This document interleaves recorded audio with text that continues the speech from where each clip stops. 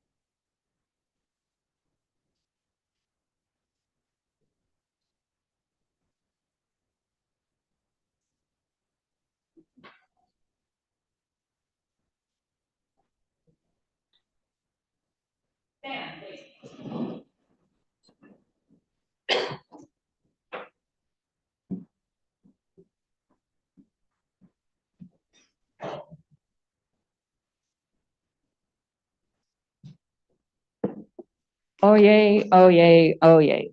All persons having business before the Honorable, the United States Court of Appeals for the District of Columbia Circuit are admonished to draw near and give their attention, for the court is now sitting. God save the United States and this honorable court. Be seated, please. Case number 23-3198 et al. United States of America versus Cynthia Ballenger, appellants. Mr. Ken Karamath for the appellants, Mr. Hill for the appellee. Good morning, counsel. Mr. Ken Karamath, please proceed when you're ready. Good morning, and may it please the court. I'm Nandan Kankaramath. I represent Cynthia Ballenger and Christopher Price. They're a married couple. I may refer to them as the Prices. I've reserved 2 minutes for rebuttal. The Prices properly argue that their entry in less than 1 minute walk south the hallway, followed by 5.5 minutes of standing in line to exit, was in complete compliance with the police cordon that was right there at the door. As they entered, there was a police line to the left. They walked to the right for a minute. They encountered Officer Atax, and there may have been another officer there. They never went that point. In fact, no one who entered in the video in that arena went past Officer Atax. That was another side of the cordon. So they walked through an open door, and like any public building, it doesn't mean you're going to go any further. You'd be subject to whatever the police tell you, and they were in complete compliance with whatever the police told them. We're going to highlight fundamental differences in statutory interpretation of restricted area, disruptive conduct, and the count 2 provision that there be in fact causation from disruptive conduct that leads to the delay of the proceeding in this case until 8 p.m. Mr. Kankaramath, can I ask you a particular question that I'm interested in? I'm particularly interested in your argument that there was insufficient evidence to support mens rea for counts 2 and 3. More specifically, whether the evidence shows that the Prices had an intent to disrupt official proceedings.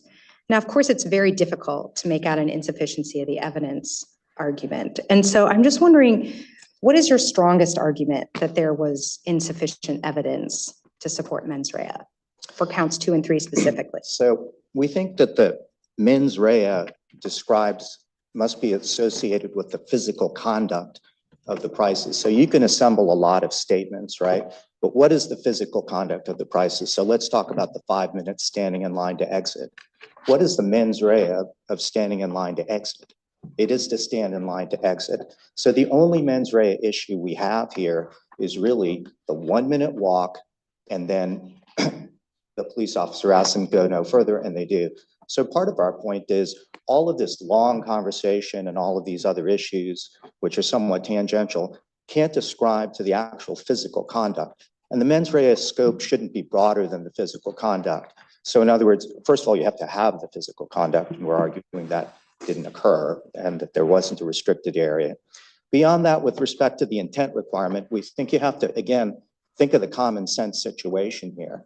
They observed a door, they went into a door. All of the heightened mens rea requirements, intent to disrupt, all of these other things, there wasn't a lot of facts provided on that, but it all has to rest on the physical conduct of entering for a minute in front of a large number of police officers. So you're talking about the intent to disrupt the proceeding? That's the mens rea question? Correct. The key mens rea questions that we're challenging are on counts 2 through 4, Your Honor. Disruptive conduct and demonstrative conduct. Was it not the intent of the entire gathering to disrupt the proceeding? We believe that the charges are against individuals, and the question is, what is the individual? Right, so those individuals who are part of the gathering. Well, this was an argument made by the district court as a different element, even on the issue of physical conduct, which is that they quote unquote joined the mob. Now, that argument is not opposed or not discussed in the government's brief at this time. We think that is a fundamental point, that the district court has this sort of joining construct. We think that joining construct is not legal because the charging documents talk about individual conduct. They could have charged aiding, abetting, conspiring.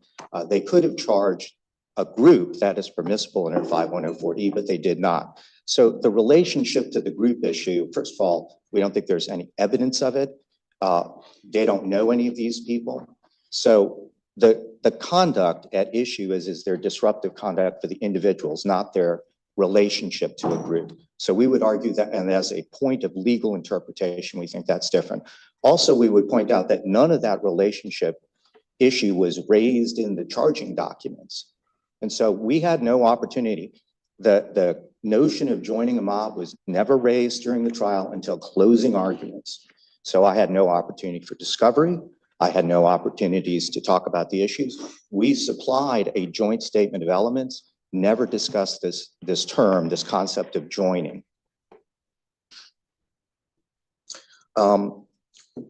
With respect to... How should we understand the district court's credibility determinations here? Because the district court did make some determinations that Ms. Ballenger, Ms. Price, was not credible in describing her motives for participating in the events of January 6th. How should we view that? I mean, because the standard of review here is very, very stringent. Yes. So we agree with that, Your Honor. We disagree with the assessment, but we're not really asserting that here. Mm-hmm. We think we're just asserting that the government has the obligation to show what the mens rea is. And so even if you don't agree with anything Ms. Ballenger said, it probably wouldn't be relevant. All of this is on camera. Certainly the physical conduct is all on camera. Again, with respect to restricted area, we think the minimum definition of a restricted area is that boundaries reflecting government designations must, beyond a reasonable doubt, be materially present and identifiable for general observation at the time. Now, that is not the government's position. The government holds that if restricted boundaries were established in the morning, whether they are existent later at the time of the Price's Walk is not material.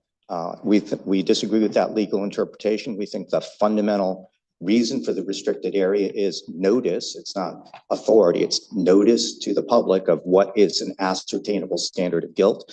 We think that's the common reading. So the district court found that there were bike racks that had signs on them that had been pushed down, but that your clients noticed that when they walked past.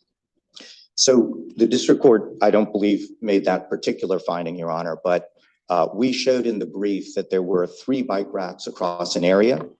And those three bike racks got pushed to the side before my clients got there. There was one separate bike rack in the middle, sort of a T, just on its own, standing.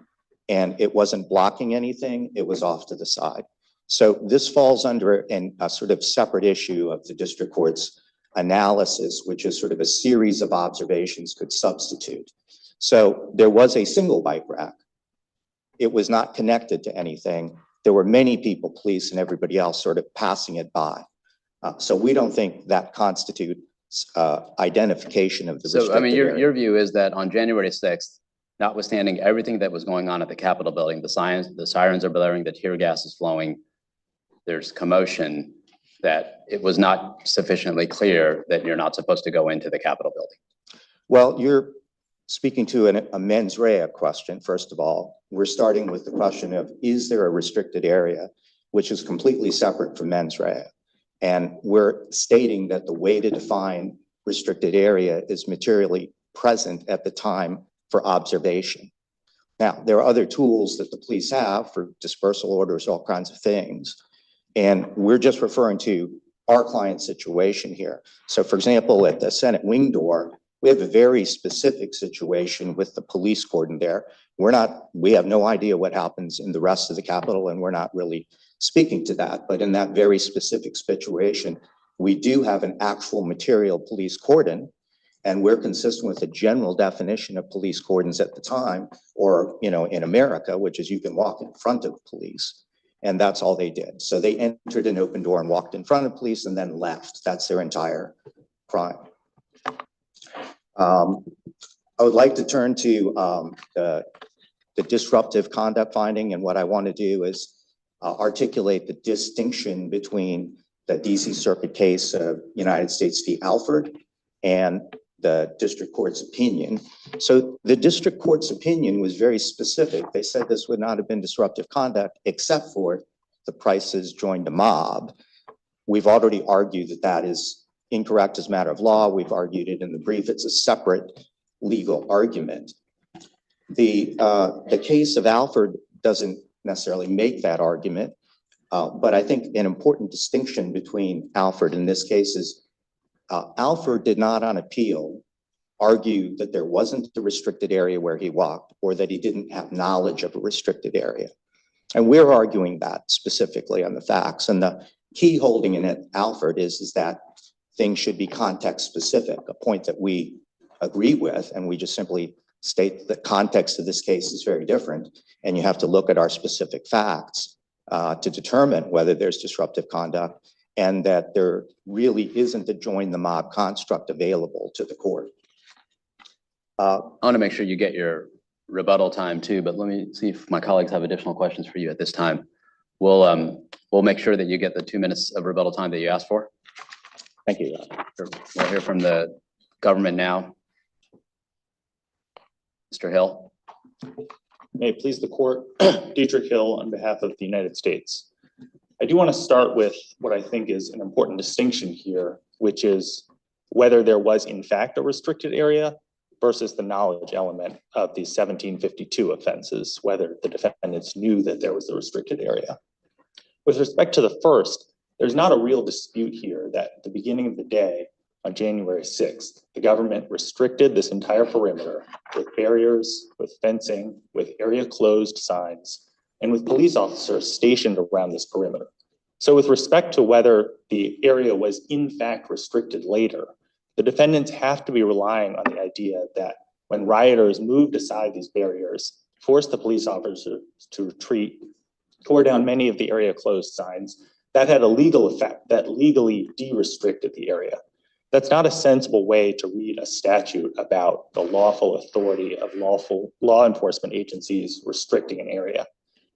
Mr. Hill, if I can ask you, I mean, do you think for counts 2 and 3, does the government agree that there is a separate element to demonstrate intent to disrupt an official proceeding? Yes, we think there has to be, well, at the very least, knowledge that your conduct is going to be disrupting. Well, I mean, both statutory provisions use the term intent to disrupt an official proceeding. So that seems to be an element of the crime. Yes. And so, of course, while it's a high bar to demonstrate that, the evidence was insufficient to support the conviction. It's not impossible. We have a number of cases in the DC Circuit finding evidence insufficient. So I guess I'm just wondering, I mean, it seems that the district court pieced together a lot of evidence, some of it from days before January 6th. And some of the idea that there was an intent to disrupt an official proceeding may be characterized as mere speculation. So I'm wondering how the government would respond to that. Well, I certainly would agree that there were a lot of different pieces of evidence of intent here. And of course, as Your Honor referred to, on a sufficiency challenge, we're entitled to the most favorable inference that can be drawn from any of those pieces of evidence. It's the most favorable inference, but it still can't be speculation. There still has to be the government still has to demonstrate there was intent to disrupt an official proceeding. And here, the Prices walked in when there was no official proceeding going on. They stayed for a few minutes and walked out when directed by an officer.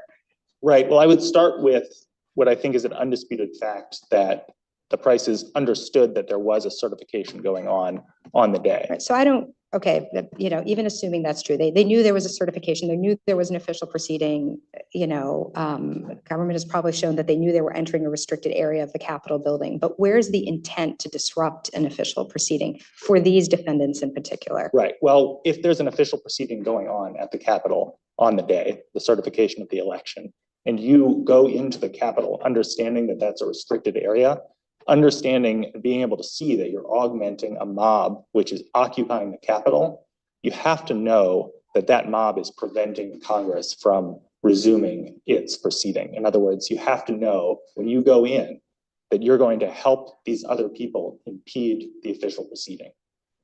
So you could have a situation conceptually in which somebody goes into a restricted area, but they don't intend to disrupt the proceeding that's going on in the area. Right. I mean, you could have somebody who just wants to come in and observe, even though it's restricted. They want to come in and observe, and they want to take a picture to show that they were there, but they don't want to actually disrupt it. I agree that that's conceptually possible. But here you have a lot of different evidence, including communications from the defendants, like just taking over the Capitol. That was a text from Mr. Price. We just stormed the Capitol. That's a text from Ms. Ballenger. These things strongly suggest. Doesn't that suggest they were joking since they were just walking into the Capitol without, doesn't it? That's one conceivable inference. But again, we're entitled to the more favorable inferences, which they were not joking. They understood that they had joined a mob to take over the Capitol with the specific intent of disrupting what was going on inside the Capitol. That's the more favorable inference to the government from we just stormed the Capitol. And of course, the defense. And the district court did make those findings. And the district court did make those findings, correct. Discrediting Ms. Ballenger's testimony that she was joking when she said, we stormed the Capitol. And I would also point to a text message exchange from before they walked to the Capitol, where Ms. Ballenger texted a friend, there was a breach at the Capitol. I would have been there, except that we had to stop so I could use the bathroom. Again, that shows this isn't just walking in as a tourist. They understand that the Capitol is closed. There's been a breach. She wanted to be there and wasn't, and then they go right over there to help the mob occupy the Capitol so that Congress can't continue the certification proceedings. Well, but based on their behavior, there was, arguably an intent to enter a restricted building, the Capitol. But based on their behavior, where's the intent to disrupt?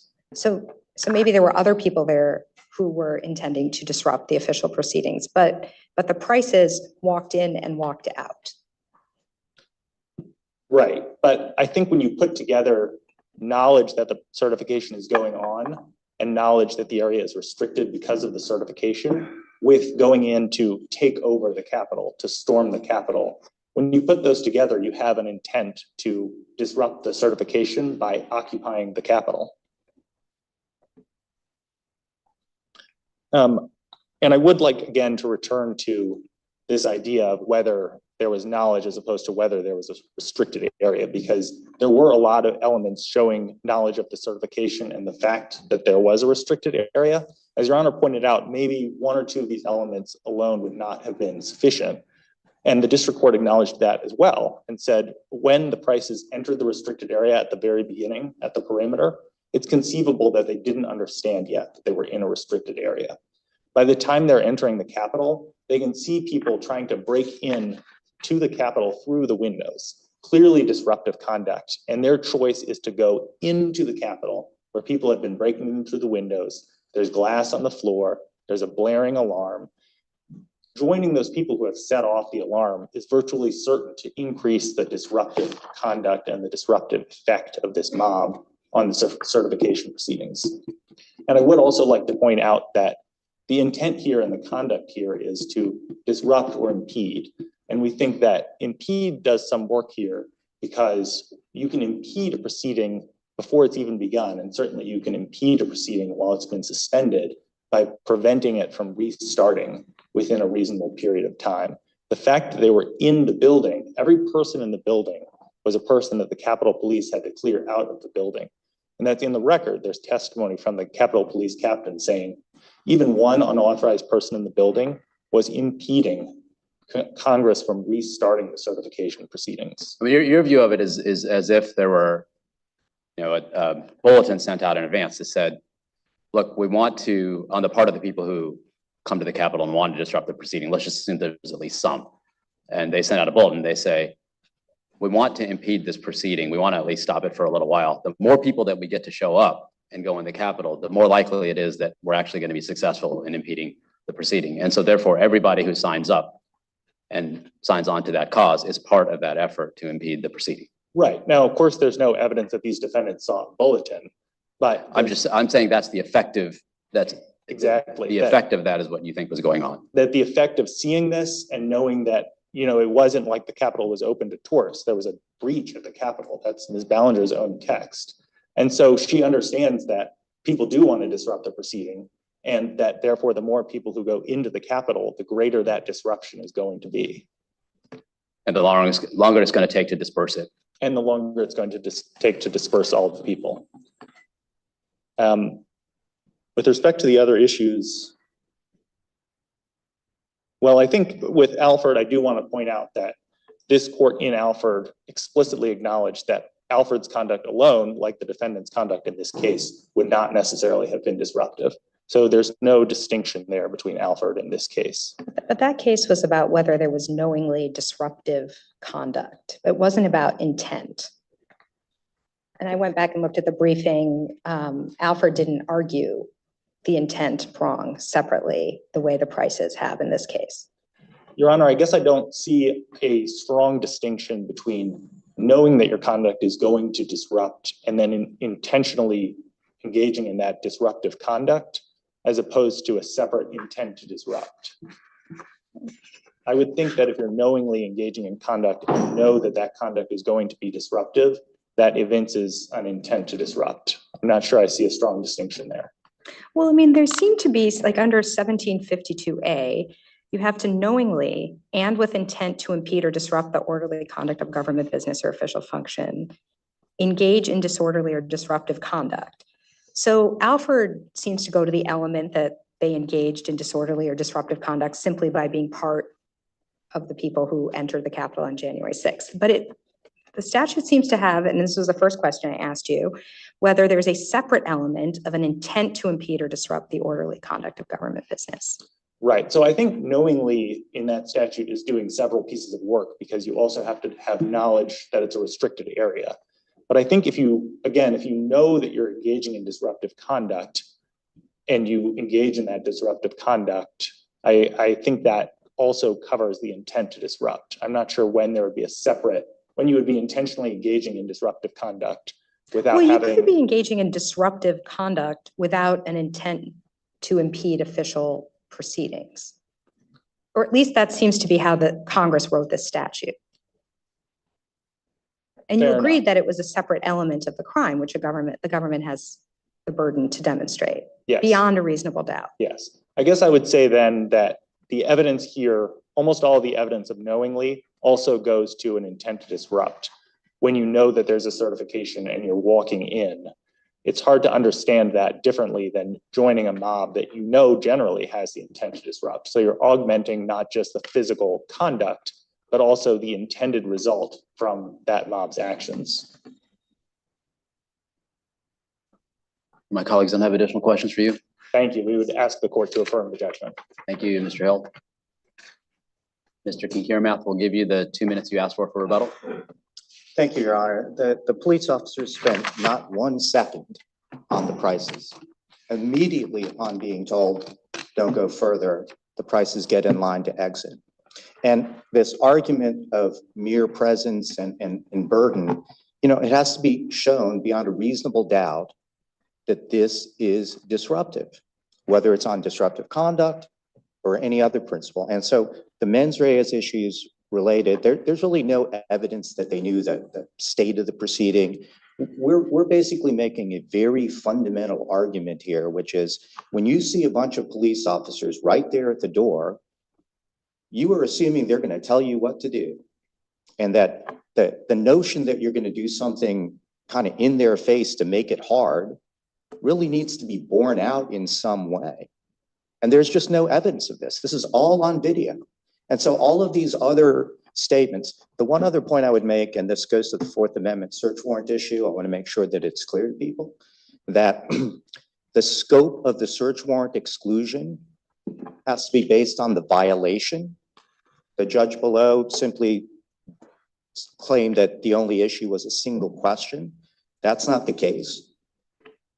The case proved that the government ignored the central predicate in the search warrant formulation, which is there must be a filtering process. They ignored the filtering process. They included as evidence 14,637 pages of Facebook message. So they violated the search warrant. There wasn't any. Defense counsel didn't object to the inclusion of that, right? Well, that we did, but on certain things, but not the specific inclusion. But that's a procedural point that is not relevant to the scope of the exclusionary rule. The scope of the exclusionary rule is based on the violation of the Fourth Amendment, which in this case is not a specific application in the case. It is that they didn't run the filtering test at all. It's like there's a warrantless search. And so it's the full scope. And the scope we've pointed out on a certain page of the brief, the number of places where Facebook evidence, all of these statements, all of these things we're talking about were relevant. So the case should be vacated on that ground as well. Thank you, counsel. Thank you to both counsel. We'll take this case under submission.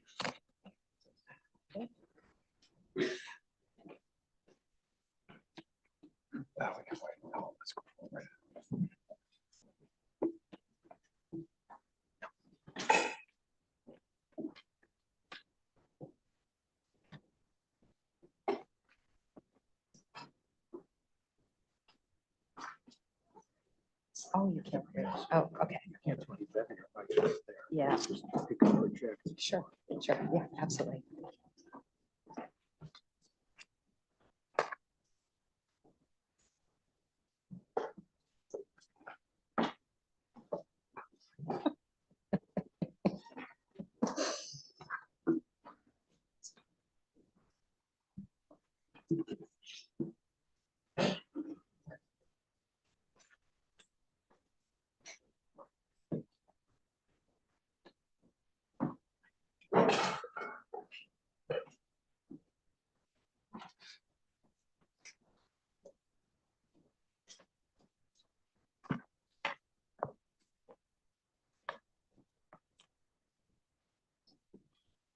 Case number 24-1113 et al. TikTok Inc. and ByteDance Limited petitioners versus Merrick B. Garland in his official capacity as Attorney General of the United States. Mr. Pincus for the TikTok petitioners, Mr. Fisher for the creator petitioners, Mr. Tenney for the respondent. Good morning, counsel. Mr. Pincus, please proceed when you're ready. Good morning, Your Honor. Thank you, and may it please the court.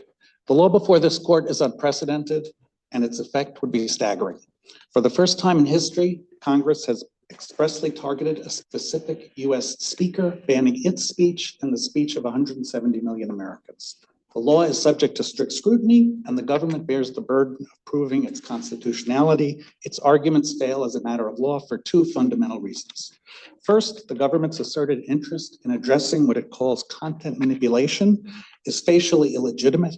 Speech regulations cannot be justified on content or viewpoint grounds. And the gross under-inclusiveness of the data security interest fatally undermines it as a standalone justification. Second, this law is just like the one invalidated by this court in News America. No compelling reason justifies Congress acting like an enforcement agency and specifically targeting petitioners. Congress excluded petitioners and only petitioners from the more protective general standard that the executive branch must apply to every other speaker it seeks to classify as a national security risk. This law imposes extraordinary speech prohibition based on indeterminate future risks, notwithstanding the obvious less restrictive alternatives. The government has not come anywhere near satisfying strict scrutiny. So one matter in the case that you didn't mention, as far as I could detect in that, is the fact that the initial operative instance of the law is predicated on the idea that the curation is occurring abroad. So it's a foreign entity abroad who's engaging in the curation that's causing the content manipulation that you highlighted. How does that factor into the analysis from your perspective? Because I think that the government's point is, sure, you've got your point about content moderation, content manipulation, and that comes up in a lot of cases, including in Net Choice in the Supreme Court. But this case is different because it involves something that's happening abroad. And what we're worried about is the effect of something that happens abroad. And when it's a foreign organization, they don't have a First Amendment right to object to a regulation of their curation. Well, a couple of answers to that, Your Honor, if I can walk through them. I think the first step is TikTok Inc. is a US entity that engages in speech. It curates third-party content, just as the Net Choice, and it engages in its own speech. So the speech here that's being banned, we would say, or at the minimum burdened, is the speech of a US speaker. I think the government tries to argue that because TikTok Inc. ultimately has a foreign owner, that somehow affects whether TikTok Inc., the US entity, has First Amendment rights. That can't possibly I don't be think they're arguing that. I think what they're saying is TikTok Inc. may well have First Amendment rights and does, but TikTok Inc. can continue to curate to its heart's content. But what it can't do is do that while it's owned by China, because we're worried about what China does vis-a-vis TikTok Inc. Okay, well, I want to get to the bottom line of Your Honor's question, but I want to correct the premise. It's Sure. not owned by China. The owner Got it. of TikTok Inc., it's ByteDance Limited, is a Cayman Islands holding company that's owned by Subject to institutional Chinese investors. control. They're subject to Chinese Well, control. they argue that, but I think the critical issue here is what they're saying is because there is the possibility of future Chinese control, right? They don't claim anything has happened yet. They claim there's future Chinese control, and therefore we can burden in a very significant way the speech of a US entity and its users, which by definition is fully protected speech. So in order to say that they can do that, essentially take away the speaker rights of a US entity, they surely have to meet strict scrutiny. So even if the court concludes that the foreign government manipulation is not subject to the First Amendment, I think there are questions about that. No court has held that. The most the courts that the United States has ever done before is to say that foreign speech has to be labeled. But I don't think the court has Isn't to. that what the Supreme Court said in USAID? I don't think so, Your Honor. I think what USAID said is the speech outside the United States by non-US entities is not protected. So there were two elements there. They aren't here. We're talking about speech in the United States. But as I say, even if the I'm just saying if the curation that's being worried about is the assertion of control by the Chinese government in China, then that fits within the USAID. I don't think so, Your Honor, because it's still speech coming to the United States. I think it raises a complicated question that courts really haven't addressed. But as I say, I don't think the court has to go that far, although we advocate that. I think the court, what's clear here is the burden of the government saying because of this indeterminate future risk, we can impose burdens on speech that there's no dispute is 100% protected by the First Amendment. That requires strict scrutiny. Mr. Pincus, what is the best evidence that TikTok US or TikTok Inc. is engaged in its own expressive activity that's not controlled by ByteDance?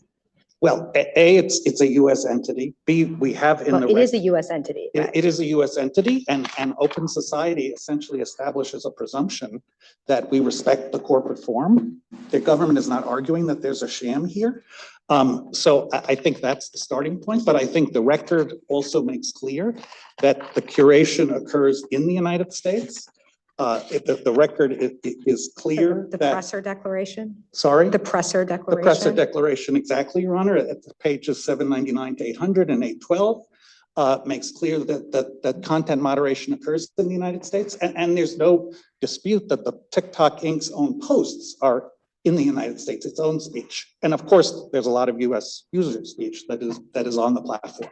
So I think all of those things together combine to say there's no showing here and no argument here that there's some kind of a sham with respect to the content moderation that's occurring now. The government's argument is something might happen in the Even future. if there's not a sham, I mean, what about our case from 1988, Palestine Information Office? Are you familiar with that case? I don't think I am, Your Honor, unfortunately. I apologize. The government doesn't cite it, which I was a bit surprised about, but it's a case from 1988.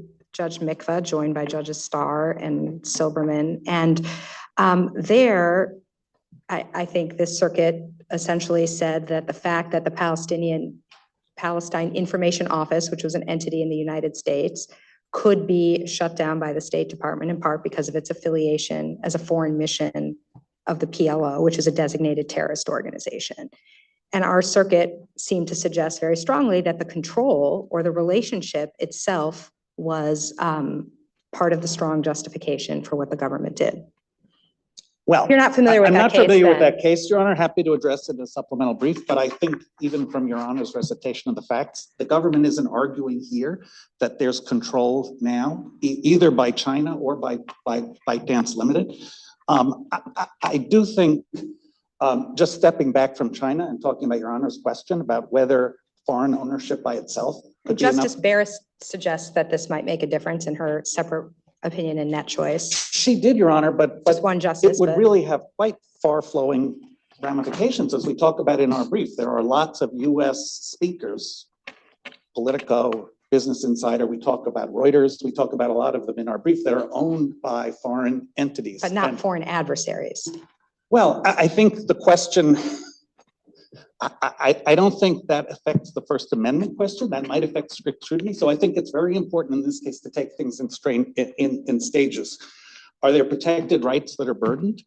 Does that burden trigger strict scrutiny? And then we can look at the justifications and see if they hold up. But I think at the first stage, are there First Amendment rights that are being burdened? Even the government doesn't argue that TikTok Inc. has no First Amendment rights. They make this brief argument about foreign ownership making a difference. But as I say, mere foreign ownership can't possibly be a justification because it would turn the First Amendment on its head. We have lots of publications that are owned by foreign entities, and to say your foreign ownership casts your First Amendment rights into doubt, or in a defamation case or a government regulation case, it's open to explore the interactions between the foreign owner and the US speaker to see precisely what speech is controlled and what's not, would really fundamentally change First Amendment analysis in a lot of issues. And it's what Open Society rejected. Open Society basically said, we're going to presume that there is corporate separateness. It may be that in that case, there was a showing of control that was satisfied, but here there's no showing, certainly that ByteDance Limited is, which as I Well, say. it's is- interesting because in that case, the court defers to the fact that the government thought there was foreign control. But in any event, so even if we assume that TikTok US has First Amendment rights as a US corporation, why wouldn't we apply intermediate scrutiny? Because the act itself, arguably regulates both, conduct, which is foreign ownership, but also, incidentally burdens the expressive activity. I know you won't, accept that characterization, but why is that wrong? I really don't here because a couple of reasons. I think what was clearly targeted here was the TikTok platform, a speaker. And I think when an individual speaker is targeted by a law, courts have said that that's enough to trigger strict scrutiny? I mean, News America stands for that proposition. Once the court concluded in News America that the law targeted only News America and wasn't going to apply to anyone else, it went right to heightened scrutiny. Now, in that case, the heightened scrutiny was intermediate because it was the broadcast context. But I think the analogy fits here. And Citizens United gives the reason for that distinction. It makes clear, what it says is there's such a risk of content and viewpoint-based discrimination when you target a specific speaker that we have to apply strict scrutiny. The second reason, the justification here is viewpoint. And so that by itself, Reed says, triggers strict scrutiny. But I want to go back to just answer one more answer to your prior question, which is, you said in the Palestinian case, there had been a determination. We don't really know what was determined here because this was Congress enacting a statute that has no findings. It doesn't say why Congress did what it did. It targeted TikTok. And the record here indicates that although the government says future covert manipulation by China is the risk, is the justification, the record is certainly not that clear. And We've never held that Congress is required to enact findings in order, I mean, in some sense, the finding is the fact that they passed a law under Article 1, Section 7, designating TikTok for this treatment. I mean, it's not, there's no requirement that Congress needs to put in a statute its findings. Totally agree, Your Honor. There's no general requirement, but I think Not the EPA. as the court, it is not the APA, but that's part of the problem in the statute. Just to, I guess, two answers. The problem here is the statute doesn't say, and it's not a statute that sets up a general rule where you can sort of say from the general rule. Usually what happens in this, in the enforcement context is Congress sets up a general rule. Facial challenges are hard because the general rule has some principles, and the applications occur in enforcement actions by the executive branch where there are specific findings and specific a basis to judge what happened. That didn't happen here. And the record, to the extent we want to go beyond the words of the statute, which as you say, just say TikTok, it doesn't say why.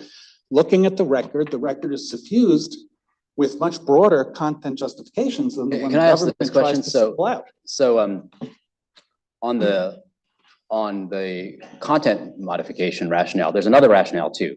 There's the data security one. And let's just assume for present purposes, I know you resist the assumption and I can understand why, but just for hypothetical purposes, let's just assume the law was only undergirded by the data security rationale.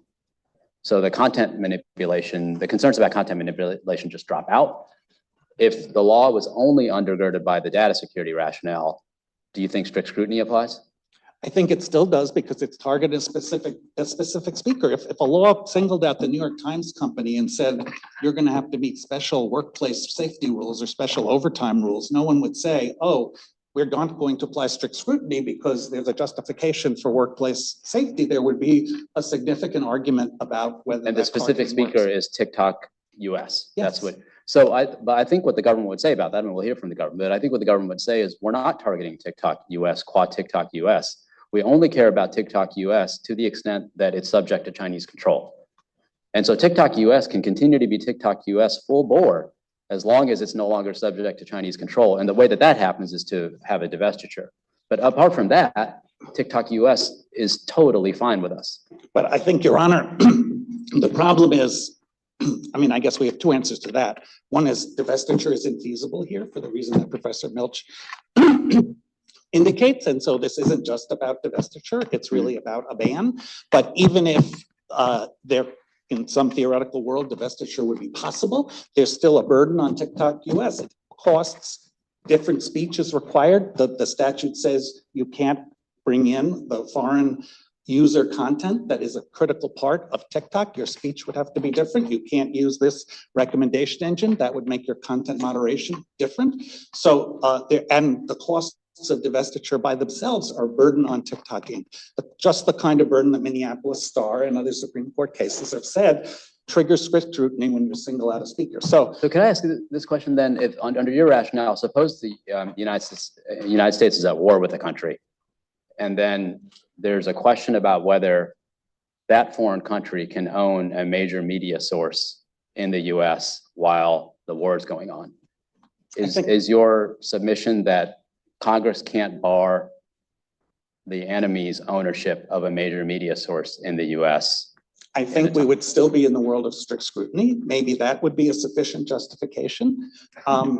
But I think we would still have to look at those rationales and decide that they were sufficient. And, you know, when you're at war, probably they would. But that's a couple of things to say here. That's certainly not the rationale that they're giving. And just to sort of finish up my answer, I think in the divestiture context, we still have a burden on the US speaker's rights. I just want to return to your data privacy question, because I also want to say it would be impermissible for the under-inclusiveness reason that we cite in our brief. The statute, if you look at the broad statute, I mean, it's singling out TikTok is pretty under-inclusive by itself, but even if you want to consider the broader statute, there's an exclusion. It only applies to sites that host user content. There's the business review exclusion that we claim. We have a little dispute with the government about what that means. The plain language seems to say if you're a company that has a business review app, then you're entirely out of the statute. But even if you read it the way that's certainly a shocking content-based distinction that undermines the data privacy interest. But even if you just read it as business having a business review app by itself is excluded, those exclusions exclude e-commerce sites. And as we say in our brief, there are very significant e-commerce sites based in China and other places that collect much more data than TikTok does, very sensitive data. The record refers to one of them that was cited by a US commission as a possible danger, and they're categorically excluded. So I just want to understand the implications of your positions, and we're not at war. I'm not suggesting that we are, but just to understand how the way you view the case would play out. If we were at war, if the United States was at war with, say, China, and what the law did was to bar Chinese ownership of, say, ABC, because China wants to buy ABC, and Congress and the national security establishment is worried about the repercussions of that, and so says ABC can continue to be ABC to its heart's content. The one thing it can't do is be subject to Chinese control in a time when we're at war with China, because we're worried. Because if China's in control of it, then it could engage in content manipulation of a type that's going to be problematic vis-a-vis US interests. Your view is that strict scrutiny would apply to that. Yes. And the government would have to. Let me say, your example is ABC. They have, if that's the television network and its licenses, that's a slightly different world. But, you know, let's just assume it's someone who's not being regulated because of their broadcast. Got it. Okay, right. Take the broadcast side. I take the point, but a major media source.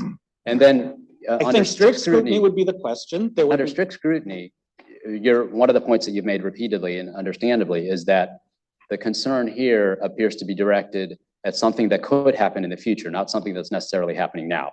So let's just say that that's true all in the war context too. There's no particular reason to know what's happening right now. It's a concern about the future. Would that necessarily mean that strict scrutiny is unsatisfied? And so therefore. I think it would depend on the facts. It might depend on the facts regarding the ownership. I think there are a couple of questions embodied in your question. One is whether this is a sufficient compelling interest. Even if it is, there's a less restrictive means question. And I think a critical point that we make, and that's true throughout the law, is the government's solution to foreign propaganda in every other context has been disclosure. It has not been a ban. The Mies case talks about that, and in footnote 15 has a very sort of fulsome and explanation why, that our view in America is if speech is made clear, then Americans can decide, and the answer for speech is more speech. The disclosure idea might depend on the voluntary cooperation of the very control that you're worried about. Well, I don't think so, Your Honor, because I mean, I don't know what the disclosure would be. Obviously, the government would have to show the predicate of the risk of Chinese control. And you'd have to know that the manipulation is going on, right? Because well, the government, I mean, in a hypothetical world, maybe, I guess this is how I think the process would proceed. The first question would be, is this a sufficiently compelling interest? And, you know, there really isn't a precedent for a court finding government regulation of protected speech, which is what's going on here, because we still have a lot of protected speech, in a general sense, is a compelling interest sort of ever. So that would be a pretty shocking and big step. But assuming you could get over that step, then I think the next question would be, is the risk of control, since we're talking about the future, imminent? And I don't think imminent here, that's the word that Holder and Pentagon Papers use. And I don't think that's necessarily imminent in terms of happening tomorrow. I think it's imminent in the sense that the government is arguing here, which is that China could do this at will. That's our risk. China could do this at will, so we have to act now. And I think that has to be shown as a factual matter. And I think that would require, just to sort of working through this case, the court to delve into the factual record and see if that's true, given the protections that are in place and the less restrictive means protections that we argue could be in place. I mean, we don't want our content. TikTok Inc. and ByteDance do not want the content to be controlled. That's why they've not only negotiated the national security agreement, it's why they've implemented it voluntarily, including a number of provisions that go to this issue. So the government have to show imminent in terms of China being able to do it at will, notwithstanding the possibility of technological protection. And then the question would be disclosure. And I think the government, if it met those tests, would then have to come forward with a possible disclosure. Zouderer sets the test. There's a compelled speech element, but that's what the government has done in other contexts where there's disclosure, movies, television, printed material. And I think NetChoice sort of points the way that for the government to say that disclosure won't work here requires some quite dramatic showing, because the court's general approach is to say, we treat these media the same. Now, maybe in some hypothetical world, the government could show that, but there's nothing in this record. And I think the critical thing, again, we're looking at a statute. Is your argument though, then, that if the government is concerned about covert influence by a foreign adversary, it has to, disclosure is always the least restrictive means? I mean, that would seem to me quite a remarkable determination to make. Certainly, for this Your Honor, court under Holder and other precedents. Well, it certainly would have to show that a reason why it isn't a least restrictive means. And remember, the actor here is Congress, and Congress didn't even, as far as we know, consider disclosure. And Sable and Playboy Enterprises say Congress has to consider less restrictive means. And so for that reason alone, there's a problem. This course is invalid.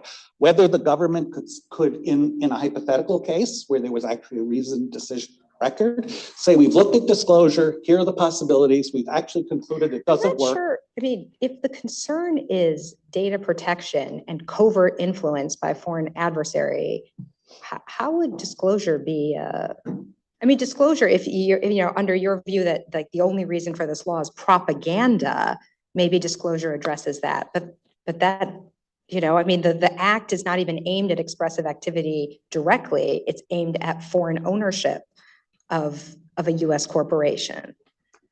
Well, just to take your last point first, as I said, Your Honor, we think it is aimed at expressive activity. The entire the justification relates to expressive activity.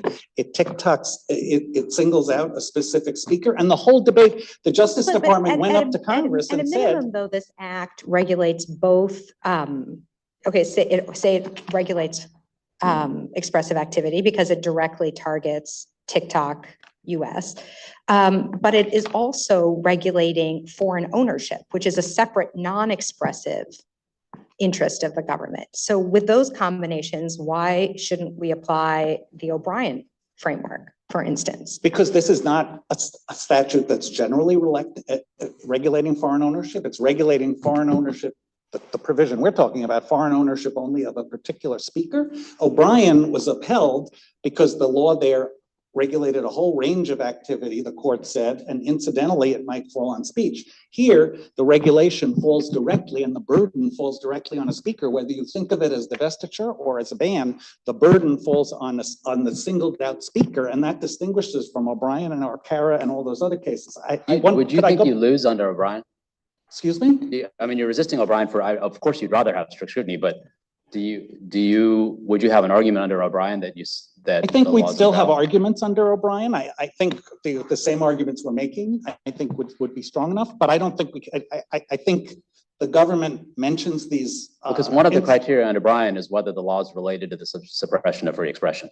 That's why we get out of O'Brien, right? Because it's a law related to the suppression of expression. That's what Texas. That means that O'Brien's not satisfied. It doesn't mean you get out of O'Brien. That's what happens in NetChoice. I mean, that's one of the criteria under which a law survives O'Brien scrutiny. And your argument would be, I would assume, that the law can't survive O'Brien scrutiny because if it's related to the suppression of free expression, then it's invalid. Yeah, I mean, maybe I think we're just talking about a doctrinal difference here. I think the law is out of O'Brien and subject to strict scrutiny because it's not incidental. Mhm. If I can just go back to Judge Rao's. Hey, before you do Sure. that, you started off, earlier on, said that curation would occur in the United States under TikTok's NSA proposal, correct? And the NSA proposal is more or less reflected in Project Texas, is it not? Project Texas has implemented some, but not all of the protections in And the NSA. and the curation, the instrument of curation is the so-called recommendation engine. Is Well, that correct? There are multiple forms of curation, Your Honor. Some is our content. Is that one of them? That is one of them, but Okay. not the only So one. here's a little later in the presser declaration.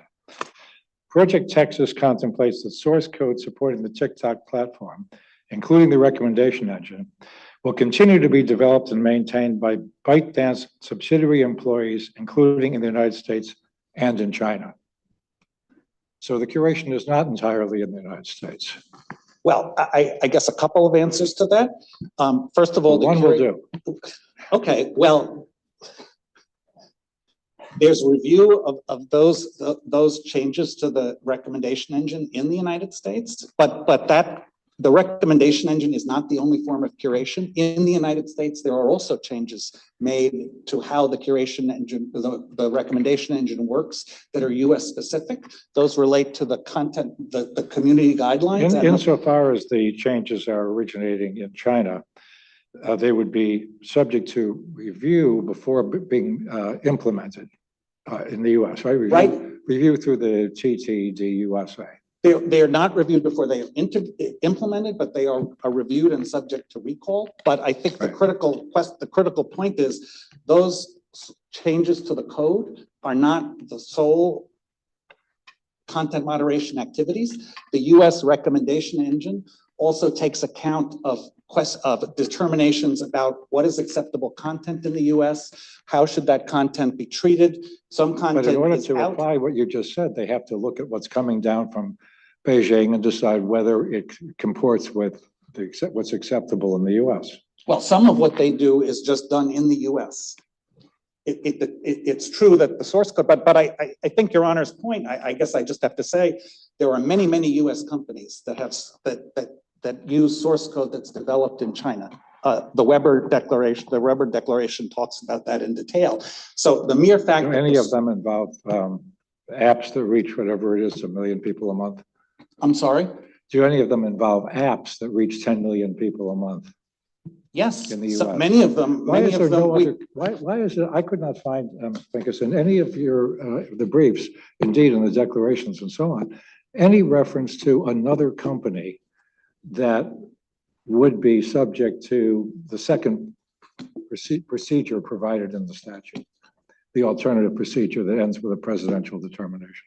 Well, Your Honor, we didn't try to identify one, but certainly one of the Well, reasons. you did assert that there were, several, but, well, at least implied that, but by saying every other company would be subject to the second type of procedure. Is there such a company? Well, I think we don't know what companies, Your Honor. I mean, I guess two answers. Well, surely One is- ByteDance knows who they're. Well, we don't know what companies the US government is going to say are subject to foreign adversary control. I think that's one of the problems with this statute, is that the US government could say, here is platform X. We think that they are subject to control by Russia. We're looking at their content. We think they're too susceptible to infiltration by Russia, and therefore they have to be moved to a new owner, even if the parent is a US owner, because that risk is too great. So we don't know what websites the government might argue, but I think the other critical question is, one of the reasons is the exemption of e-commerce sites. We do talk about two e-commerce sites that would certainly meet all of the other criteria in the law, but that are exempted because of the business review exception. Those sites, we don't know, but certainly those sites could well be susceptible to the government's action, but they've been excluded by Congress. And that with respect to your earlier colloquy, particularly with Judge Rao, I'm not sure if you did, but if you wouldn't mind again telling me why this is any different than from a constitutional point of view, than the statute precluding foreign ownership of a broadcasting license. Because the court has said that that a lesser standard of scrutiny applies to broadcast licenses. That's been the justification of all of those decisions, is the spectrum scarcity and lesser scrutiny permits a greater degree of government control. So those decisions, because scrutiny applies here. Okay, what about the other dozen or 15 statutes that prohibit foreign control that don't have to do with spectrum? An outdated idea that spectrum. Well, nuclear waste sites, the government cites a few, those don't implicate First Amendment interests at all. So the fact that the government says no foreign ownership of a nuclear waste site, there's no First Amendment issue in saying requiring divestiture of it. So it all depends upon our accepting your view that there is a First Amendment issue here because notwithstanding the foreign control potential, we have a U.S. speaker. I think that's right, Your Honor, and I think that's a fundamentally important. Can I just ask about the broadcast idea? So if we're in the land of allocating broadcast spectrum space, and the rationale for not allowing foreign ownership in that context is we're worried about foreign ownership begetting foreign propaganda. Would that, in your view, be something that needs to be justified by strict scrutiny? If that's the rationale is we're not going to allocate this slice of spectrum to either foreign control or an entity that's subject to foreign control. That seems to be fine because that's what the law does and it's been sustained. But the rationale for that is it's because we're worried that if that happens, it'll beget foreign propaganda. I think if that's the justification, strict scrutiny might well apply. There might, again, it might be satisfied because of the scarcity rationale that also applies. But I do think once you get into viewpoint basis, I mean, even in Holder, the court said, very targeted speech, a very targeted congressional restriction. The court said strict scrutiny applies. This is a restriction. But the speech that was at issue in Holder wasn't foreign speech. I mean, it had implications abroad to be sure, but what was going on was it was lessons that were being taught. There wasn't a question about an analysis being different because what was being targeted was foreign control, or even foreign adversary control. That obviously. Yeah, I just think, Your Honor, if the premise of a lesser standard is foreign control, then surely the foreign control has to be demonstrated by some strict scrutiny standard because you're then taking away the rights of the U.S. speaker.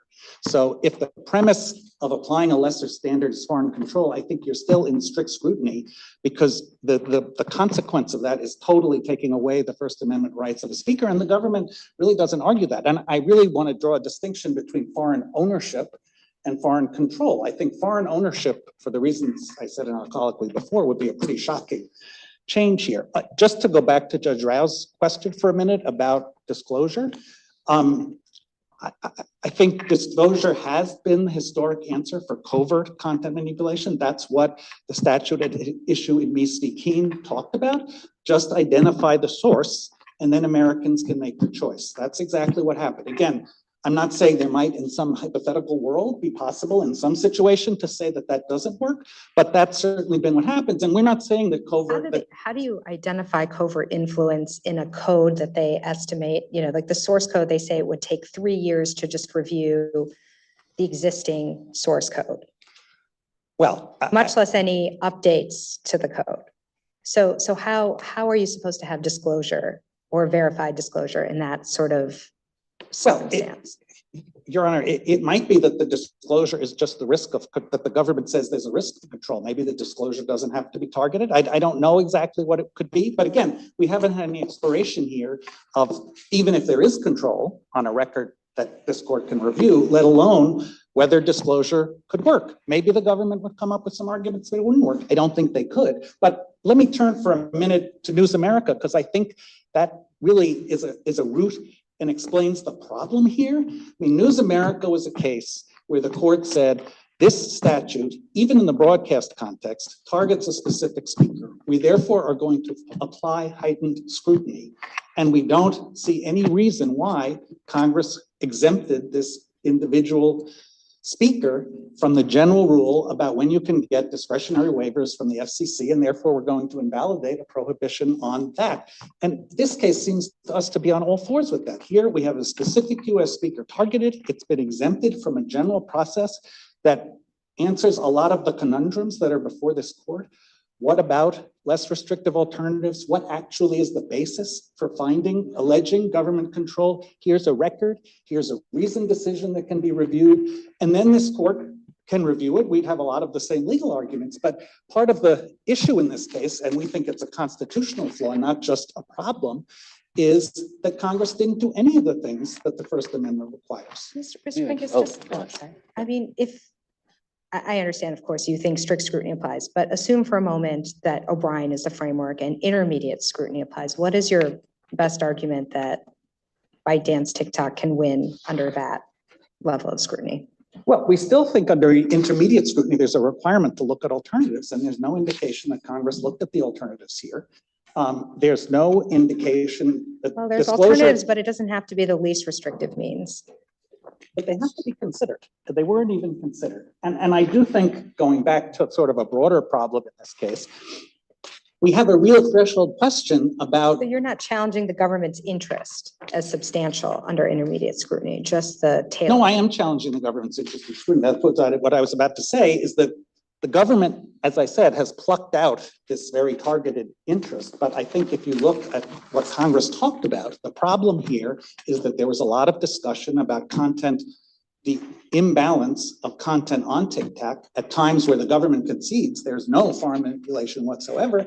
And I think figuring out what Congress's actual purpose was here, that's the test that the Supreme Court has set up in First Amendment cases, it is very problematic because we really don't know. The government is defending this very, very narrow, or arguing that it's this very, very narrow interest here, but the record is suffused with comments by legislators, both in the House and Senate, about the supposedly imbalance about Palestinians and Hamas, all kinds of current events. Now, we have Mr. Weber in his declaration explains why those allegations of imbalance are wrong, but they clearly motivated Congress in a significant way. It's another reason why the availability of the general standard and the real tainted problems with the specific TikTok provision sets up an alternative where if the government thinks that it can establish a record based on the argument that it's sort of culled together, let it put together that record, look at the less restrictive alternatives that have not been addressed,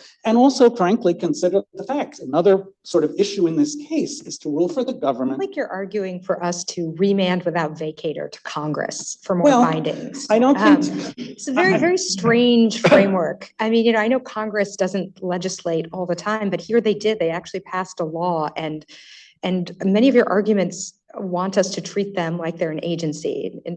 It's very strange. It's a very strange framework for thinking about our first branch of government. I think it's an unusual law, though, Your Honor. It's a pretty unusual law, an unprecedented law, as far as we know, that specifically targets one speaker.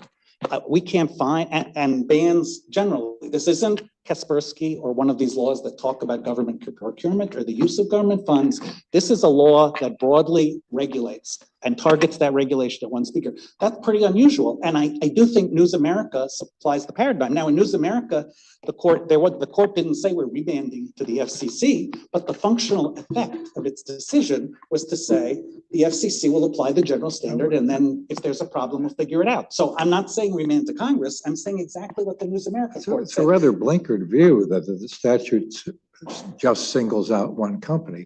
It describes a category of companies, all of which are owned by or controlled by adversary powers, and subjects one company to an immediate necessity because it's engaged in 2 years of negotiation with that company, held innumerable hearings, meeting after meeting after meeting, an attempt to reach an agreement on a national security arrangement, which failed. That's the only company that sits in that situation, that is so advanced in its negotiations and its relationships with the government, that it's exhausted any further possibility of relief through the second procedure? Well, respectfully, Your Honor, I guess I'd have two answers to that. One is, As usual, Mr. Pincus. sorry, I just want to give the court multiple reasons. The generally applicable standard is more protective for companies. It gives them a statement of reasons for this court to review. It has the business review exclusion. We can debate about what it means. Maybe it's broad and it says. Maybe so, but that's not, you're not making the claim to have that exclusion. Well, we're not, it's not an option for us. If we were in that generally applicable standard, something that's certainly possible, there's a lot of review content on TikTok, business travel product reviews. Then TikTok. Then you can come back, I suppose. I don't think so, Your Honor. Maybe because not, maybe, no. The statute is an absolute bar. Other companies could It's an say, absolute bar on the current arrangement of control.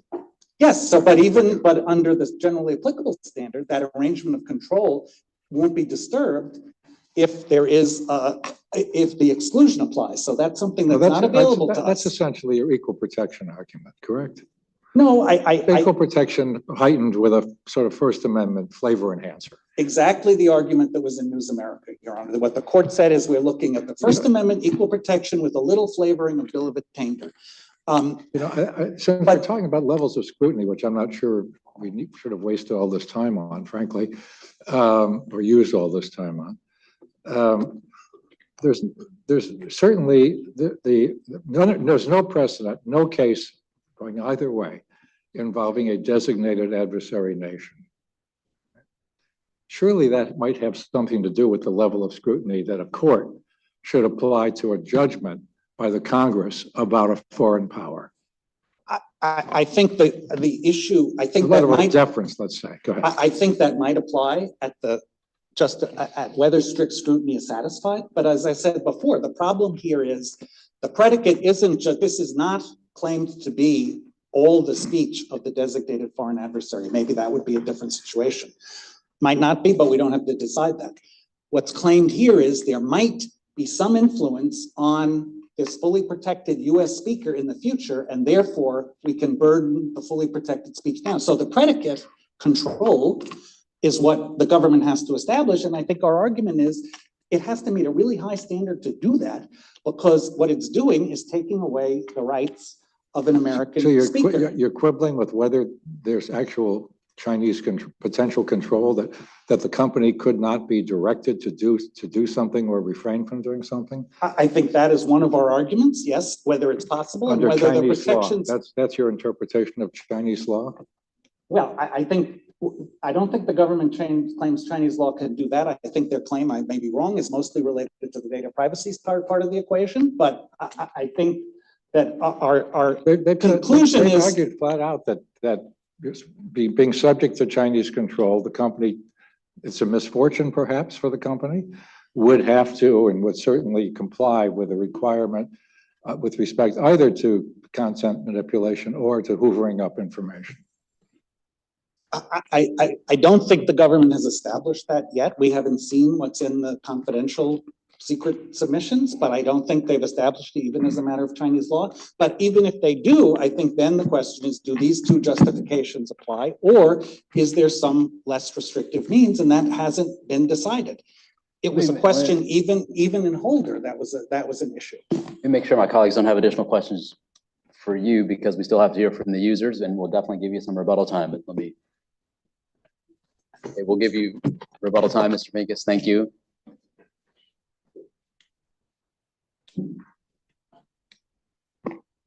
Mr. Fisher.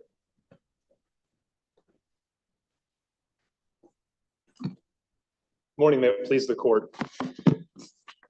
The creator's fundamental submission in this case is that wholly independent of TikTok and the company's interests that are at play here, the act here directly implicates the First Amendment rights of American speakers to speak, associate, and listen to free expression in this country.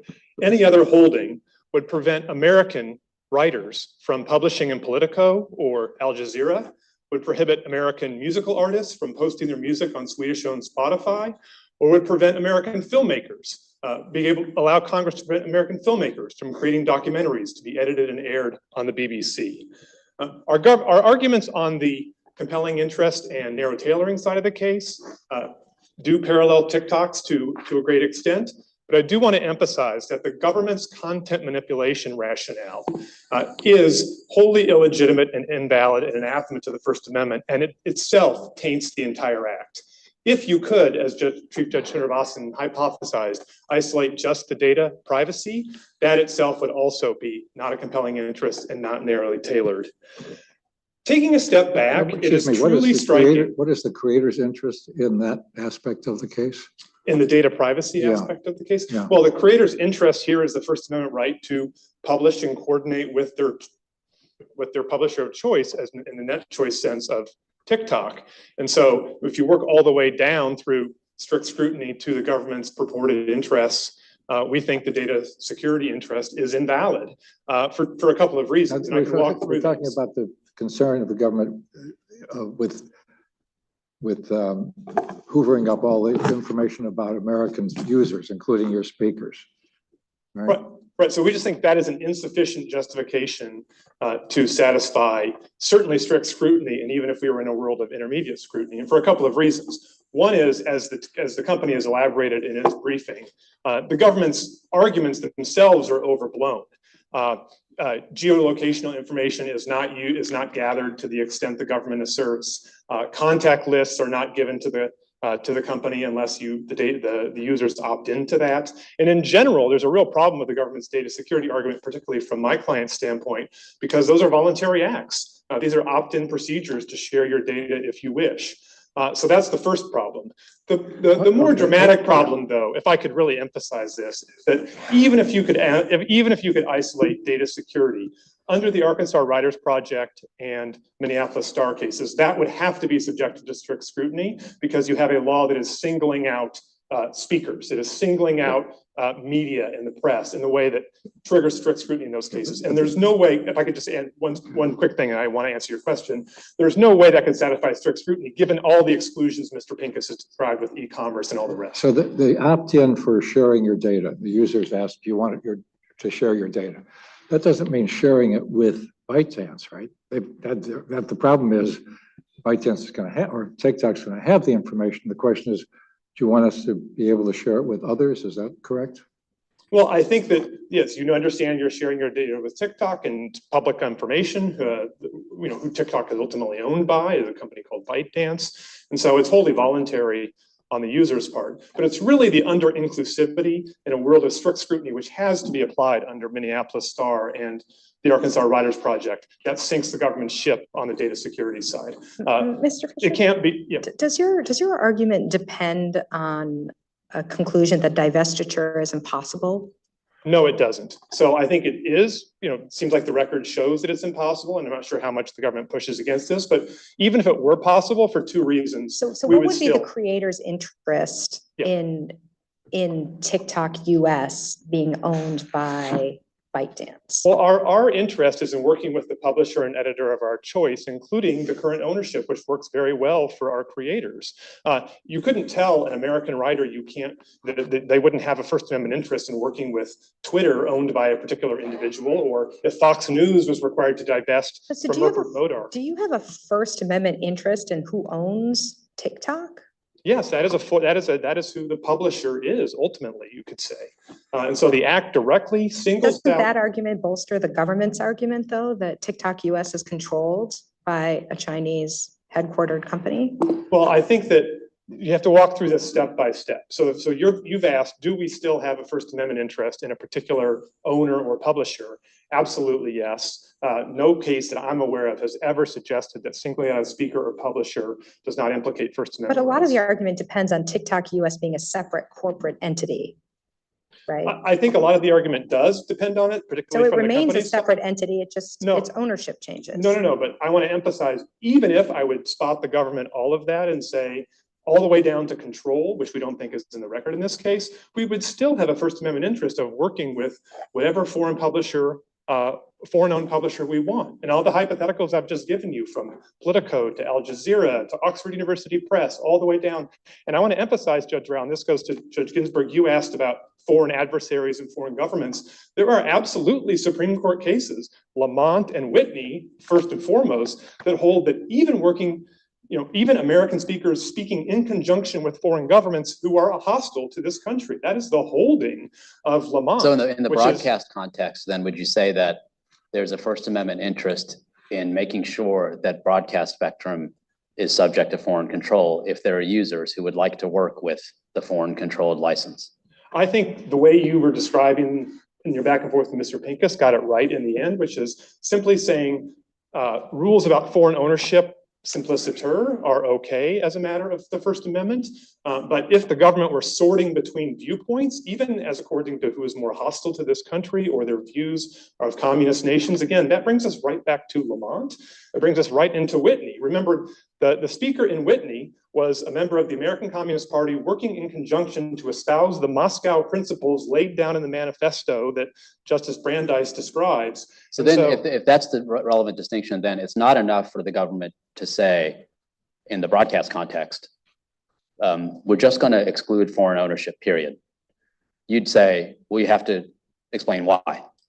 Why do you want to exclude foreign ownership? It's not enough for you just to say you want to exclude foreign ownership and then win on that basis, because if the reason you want to exclude foreign ownership relates to a concern about the content implications of the foreign ownership, then that might not be permissible. Well, look, let me just give a quick preface and then give your answer. I don't want to get too far into broadcast because ACLU versus Reno makes very clear that the world of the internet and the unlimited marketplace of ideas on the internet is very different from broadcast. But so I think whatever you say here wouldn't bleed over to broadcast. I'm just trying to but on the broadcast side, to answer your question, I think that if the government came in and said, we're worried about the viewpoint of the speaker, not just the foreign ownership, that would be a problem. It would be something that I don't think the US Supreme Court has ever said that is okay.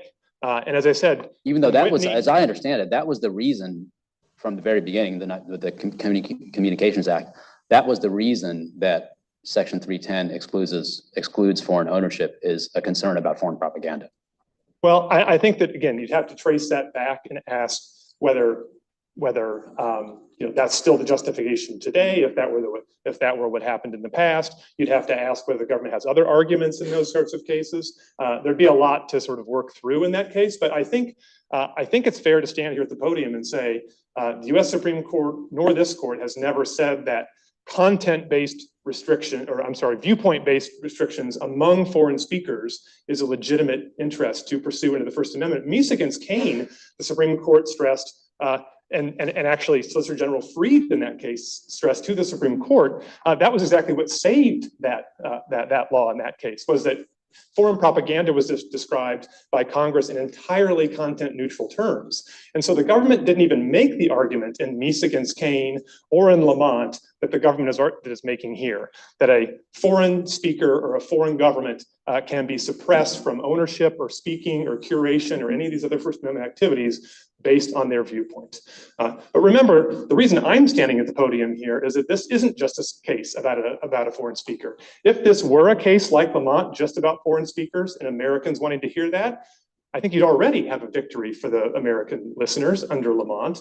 And certainly no Supreme Court case has ever held to the contrary. And there's no history and tradition in our country of banning US speakers from hearing from foreign governments, even if they're hostile to our country, simply to express their ideas.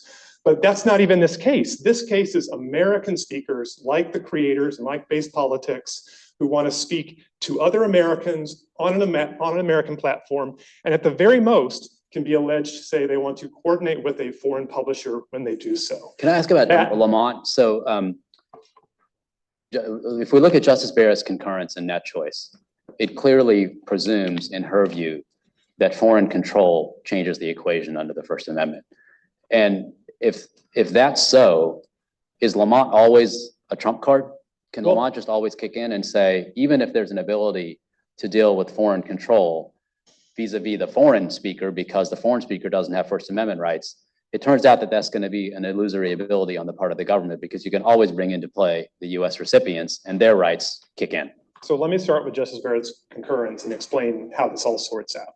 So really, all she said is foreign ownership might change things under the Open Society case, which is true as far as it goes. It's a question to ask, a fair question. But I think the way I distinguish Open Society on the one hand and Lamont and all the things I'm describing on the other is Open Society is just about a foreign speaker speaking abroad. That's what that case is about, full stop. And there is no First Amendment interest in foreign speakers speaking abroad. But once that speech is directed into the United States, and certainly once that speech is in concert with other Americans and indeed propagated by other Americans, the speech on TikTok is not Chinese speech. It is American speech that at most is curated by a foreign company, and the government says potentially by a foreign government as well. But it's American speech. You're way on the First Amendment protective side of the equation, and we're even have a much stronger case than Lamont. So all Justice Barrett, I think, is saying in that choice is, oh, let's ask that question if and when it comes up. But when you have speech inside the United States, our history and tradition is we do not suppress that speech because we don't like the ideas. If I could just give one more example. Would that apply in wartime too, just to continue the hypothetical? I'm curious about your reaction to that. So if the rationale for barring foreign ownership of a media establishment is a concern about what that is going to produce vis-a-vis content, and we're in a time of conflict with a foreign adversary, would you say that the US, there's definitely, I mean, protest here against a war is completely protected under the First Amendment. And so that viewpoint would be one that American listeners might well have an interest in hearing a lot about. Would you say then in that situation, because of clients like yours, the American recipients, that a bar on foreign adversary ownership of a media establishment during war is invalid? Leaving the broadcast question aside. Yeah, aside from broadcast. Definitely strict scrutiny would apply. And I can imagine particularized facts where strict scrutiny might be satisfied in the heat of war, depending on what exactly the content of the speech is.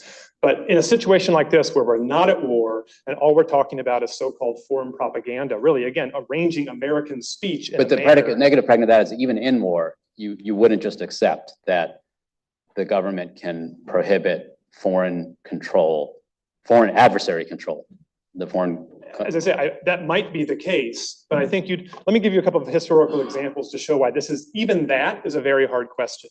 George Washington, in his farewell address, one of the central themes of that farewell address was beware of foreign influence. Remember, France had supported Thomas Jefferson in the election, and George Washington told Americans, beware of foreign influence and be careful about foreign influences and be careful about making your own associations with foreigners. Never did he suggest the answer was to suppress foreign speech. Look at FARA, the statute passed in the run-up to World War II. That was at issue in Meese against Kane. Congress there dealt with foreign agents in the US spreading foreign propaganda in a run-up to war. And that law, all it does is require disclosure. It does not prevent Americans from, as the government in its most robust form of the argument would say, creators like the ones on TikTok do. And then Lamont, again, in the height of the Cold War, again and again in our history, we have this. And Judge Rao, you also asked about the Palestinian, the PLO case. I'm interested. That case seems very similar because there you had American citizens who associated with the Palestine Information Office. Right. And our court said, requiring that office to disband was only an incidental burden on their speech because they could continue speaking about Palestinian causes in other fora or even form other groups. They just couldn't be a foreign mission of a terrorist organization. Right. So I think you stressed the important part about that case, which is distinguishable from here, which is my understanding is the court there stressed, we're not suppressing any speech here at all.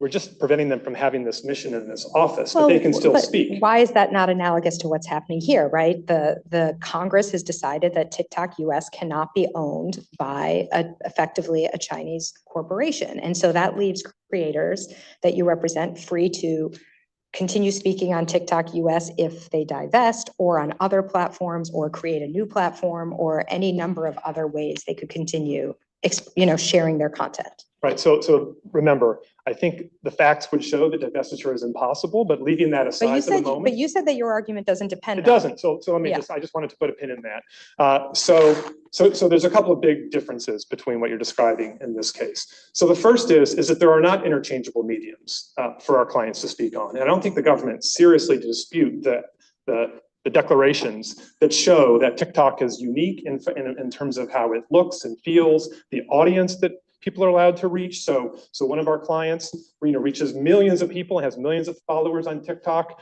has tried to work on other platforms, 10,000 or even fewer than 100 on YouTube are able to. So there's a whole different audience that you wouldn't have had in that case. You have whole different tools available, like CapCut and editing tools. So the nature of the speech is different. In the PLO case, I think you would have still been able to exercise all the same, expression. Well, but and you reach wouldn't the have, same audience. but you wouldn't, I mean, one of your arguments is that the creators want to work with their foreign owner publisher of TikTok US. Arguably in the Palestine Information Office case, they wanted to work with the PLO and to represent the PLO in America. That was the whole mission of that office. But I don't Maybe take the interest in the Palestinian case is actually stronger. So I don't take that case to say that speakers going forward there would not be able to speak in conjunction with the PLO in the United States. But they can't represent the PLO. Well, I think I'm maybe going to get too far into Yeah. the details, but in this case, our first and foremost argument is we're American speakers wanting to work with an American company, TikTok.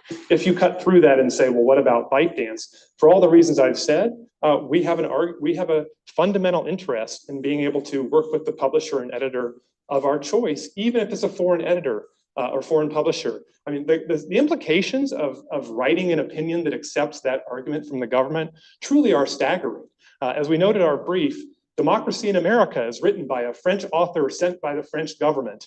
And if an American bookseller wanted to sell that, it would be quite surprising to have the government be able to answer that and say, Congress can ban American bookstores from selling Democracy in America because it's written by a foreign author in conjunction with a foreign government.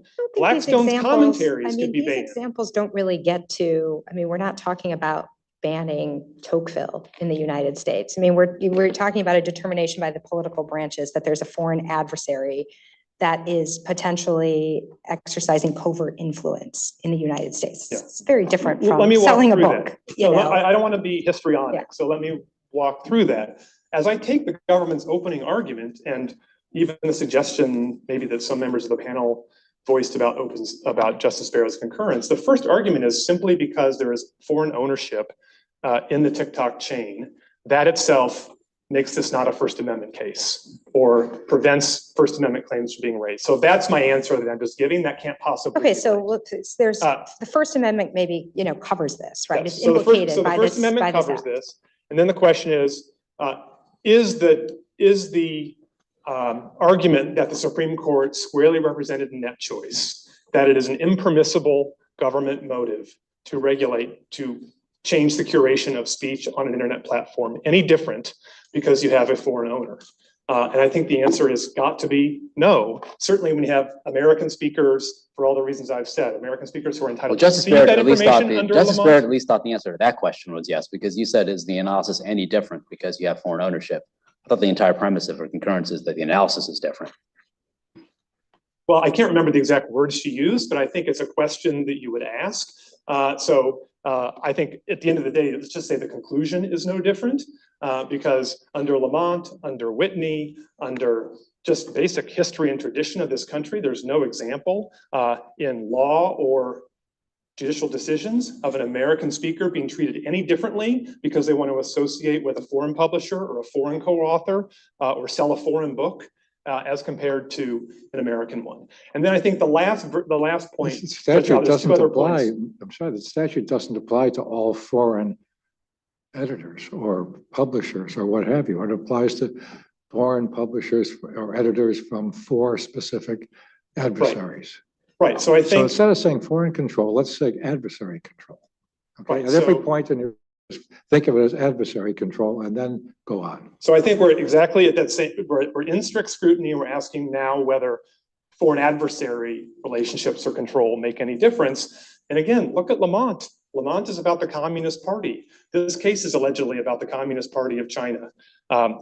Look at Whitney. The speaker there was for the Communist Party. Look at the in Russia. Congress. So Wait, the court wait. has never suggested. Look at the that. Congress making a decision that perhaps unlike the Soviet Union at the time that the case arose, or Russia, that country and 3 others are now adversaries. Perhaps they were not then.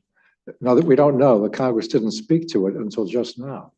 Well, I think just as a simple matter of history, the court could take judicial notice that the governmental actors in those cases were every bit as adverse to this country in those moments. Well, they want us to say that the Congress the provision in the Congress of the statute designating the 4 countries is irrelevant to this case. Say so. No. I'm not saying it's irrelevant, and I totally take the court's question as being a very serious and important one. And different countries in the world's history have resolved this question very differently. But our history and tradition in this country is that yes, you might grant Congress more leeway in a time of war, particularly, or maybe even with adversaries. But as a matter of strict scrutiny, the notion that a foreign adversary is going to spread its ideas about political issues and social issues, which is exactly what the government says in its brief, has never in our history been a basis for suppressing speech in this country, even of the foreign governments, let alone of American speakers speaking to,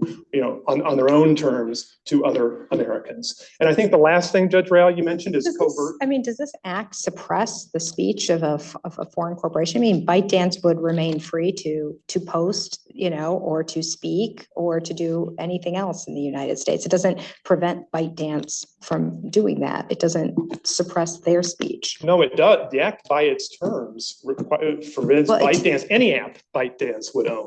So certainly any application covered. And I think, Judge Rail, you also asked about O'Brien and the level of scrutiny. And I think that's part of my answer is that let's just look at the text of the statute to ask whether or not strict scrutiny applies because it's content-based. And thrice over, the statute is content-based. Once it singles out TikTok and ByteDance for differential treatment from other owners or other publishers. So that's one reason. The next reason is because it singles out social media interaction, generating, sharing, viewing text, images, videos, real-time communications, and similar content. Content is in the statute. And thirdly, because it targets the content recommendation engine that TikTok uses and says that even a successor in interest cannot use that content recommendation engine, again, going right in the teeth of net choice when it comes to curating. So net choice, there's been the suggestion that delving into doctrine is too much law geekdom, but let me just do it for a second because I think it actually affects things in terms of the analysis. So if we're not in strict scrutiny land and we're in intermediate scrutiny land, which is a lesser level of review, and let's just say we're doing that because this case involves anomalous circumstances because it's a congressional determination of foreign adversary status, and that tilts the equation. And a balancing of considerations suggests that you get in a lower tier of scrutiny, but not abandoning the First Amendment altogether. What's your answer there? Because part of that analysis is that the justification for the law is unrelated to the suppression of expression. And so would your analysis be that, well, for the same reasons that we think the law is content-based, and so strict scrutiny would apply, even if you foist intermediate scrutiny upon us, we would still say it fails intermediate scrutiny because the law's motivation is related to the suppression of expression? So that's exactly my answer, yes. And I think that under Mount Whitney or Arlington Heights, that would be where actually you would stop, because once you have an impermissible motive behind the law, you don't even look at the data security. So that's what the net choice majority indicated was going on, would go on there when they went on and talked about how you would analyze it. And here's my question about that. So it speaks in terms of related to the suppression of free expression. And one way to potentially understand that is related to the suppression of protected free expression.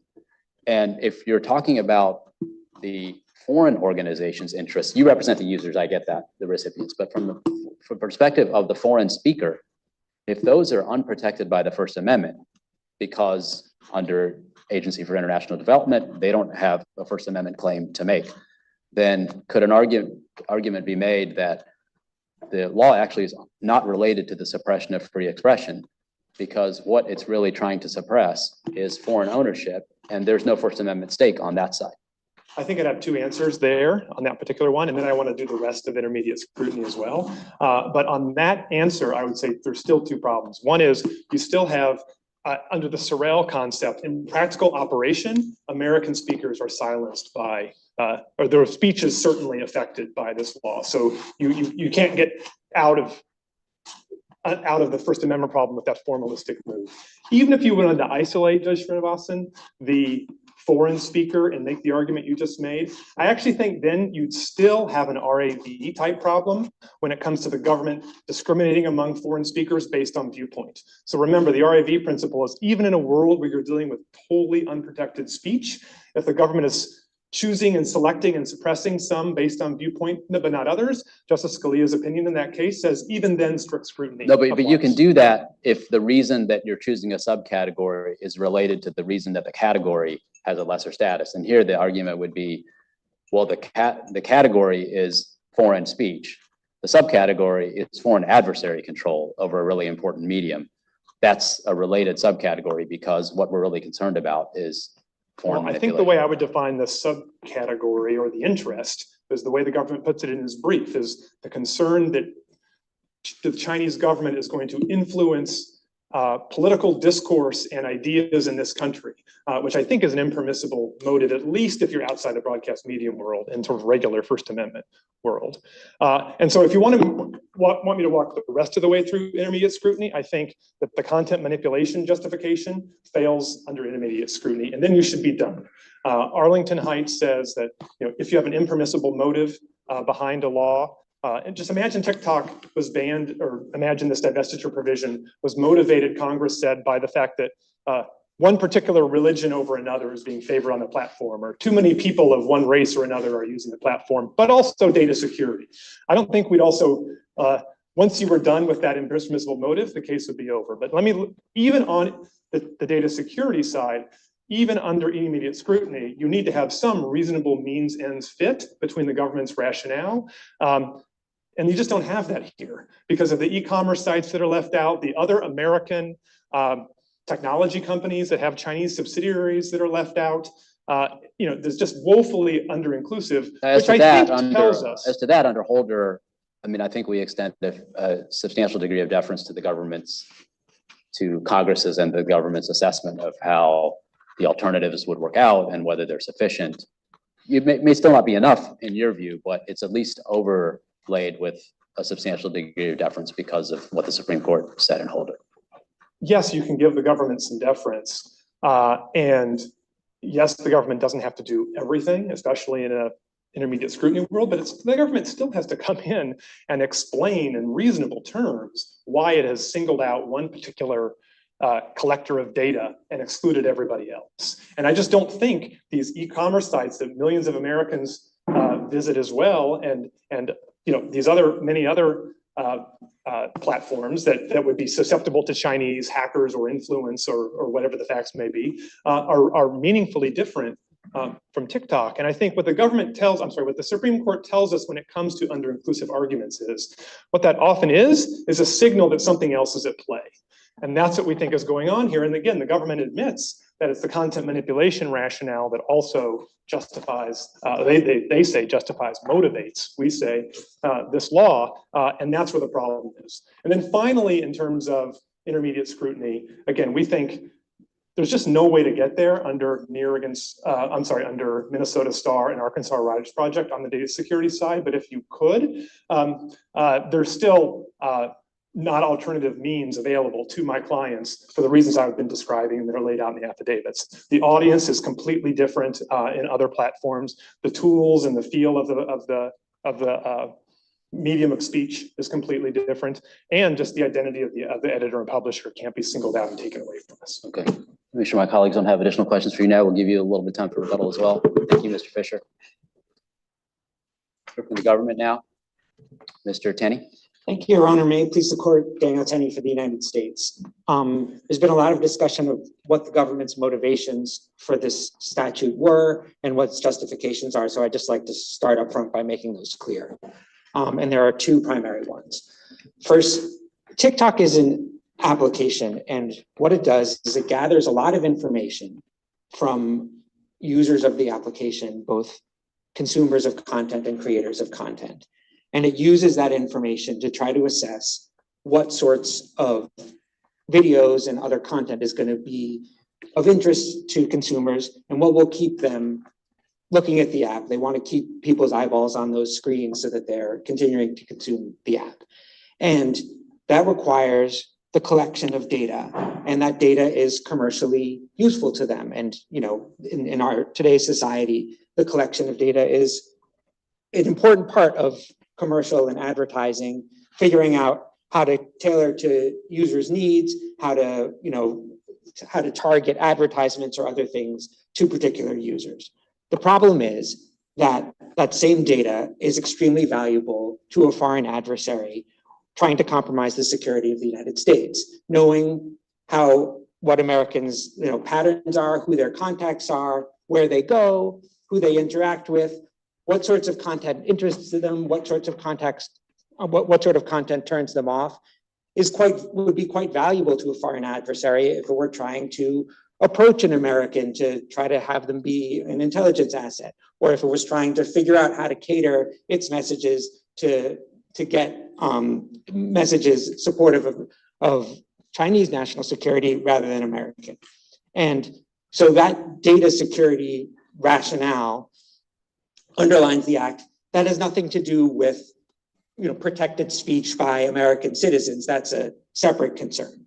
Now, the second rationale for the act is covert content manipulation by ByteDance. And I say by ByteDance deliberately because the point is what is being targeted is a foreign company that controls this recommendation engine and many aspects of the algorithm that's used to determine what content is shown to Americans on the app. And I think there was a quotation read from the declarations, from petitioners' declarations before about how that continues to happen in China rather than in the United States. If you just read those declarations through, you'll find lots of them. There's really no dispute here that the recommendation engine is maintained, developed, written by ByteDance rather than by TikTok US. And that is what's being targeted. So when the petitioners say, as they repeatedly did this morning, that, you know, this is targeting expression, to the extent that it's targeting expression, which isn't the exclusive thing, but if you call the manipulation of the covert manipulation of content expression, which may be under net choice, if an American company was doing it, you would. But if you're going to call that expression, it is not expression by Americans in America. It is expression by Chinese engineers in China. So you've helped. Maybe we're going to the same place, but you've helpfully isolated what seems to me to be doing all the work from the government's perspective, because under net choice, if we were talking about a US company, that's heartland First Amendment protected curation. That's just what net choice says. So if everything under the government's perspective turns on the fact that ByteDance is subject to Chinese control, right? Because if it was US control, that's net choice. That raises a serious First Amendment question. And then when the way net choice did it, the rationale would be related to the suppression of free expression. And let me just add one thing, take out the data security. I know that that's in the case, but just for purposes of this part of the analysis, just take that out and let's just focus on the content, what the government itself rightly characterizes as content manipulation. Once you put an interest in play that's called content manipulation, that sets off First Amendment alarm bells in the normal situation when you don't have foreign control in play. I think I mostly agree with that statement, but I do have some caveats. I mean, it's not just a question of control or ownership. I mean, this is being done by ByteDance. It's not just, we're not, I mean, I think we would have arguments and we might well win, and I don't mean to suggest otherwise. If the covert content manipulation that we were concerned about were done by TikTok US subject to the oversight of ByteDance, I think we would have strong arguments there. And again, I'm not trying to give away that case, but I'm just telling you that's not the case that you've got, because what we're talking about I'm giving you that. is that this is what's done by ByteDance outside the United States. And, the other side makes a big deal about the fact that the code is sort of deployed in the United States in the sense that the source code is written in China and then it's, posted, or, it's a little metaphysical to describe what it means for it to be quote unquote in the United States if it's in the cloud. But I mean, the core point that we're making is the one that they've conceded, which is that this code is written in China, and the determinations about how it should be changed, how it should be altered, which they say they do 1,000 times a day. They push up a new update. All of that is done in China, and it is. And I understood them to be weakly suggesting that. I'm giving you all that. I'm just assuming for these purposes that you're right on all that. That it's all the relevant stuff is going on in China. My only point is that if that relevant stuff was going on in the U.S., that's a big problem for the government under net choice. If the government were targeting the curation of content in the United States by U.S. actors, that would be net choice. And right. So because what you're doing is you're targeting curation.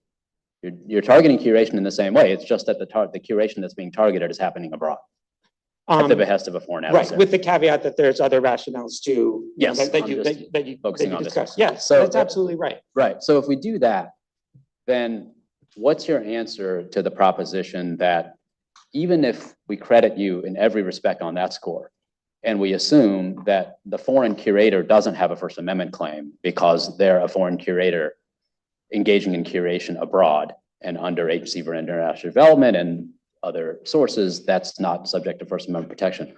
What's the answer to the proposition that, well, you still got U.S. recipients, and the U.S. recipients definitely have First Amendment interests in place, see cases like Lamont, and for those U.S. recipients, the exercise of foreign curation affects the mix of things that they're getting, and they want to have access to, by hypothesis, the curation that's occurring abroad.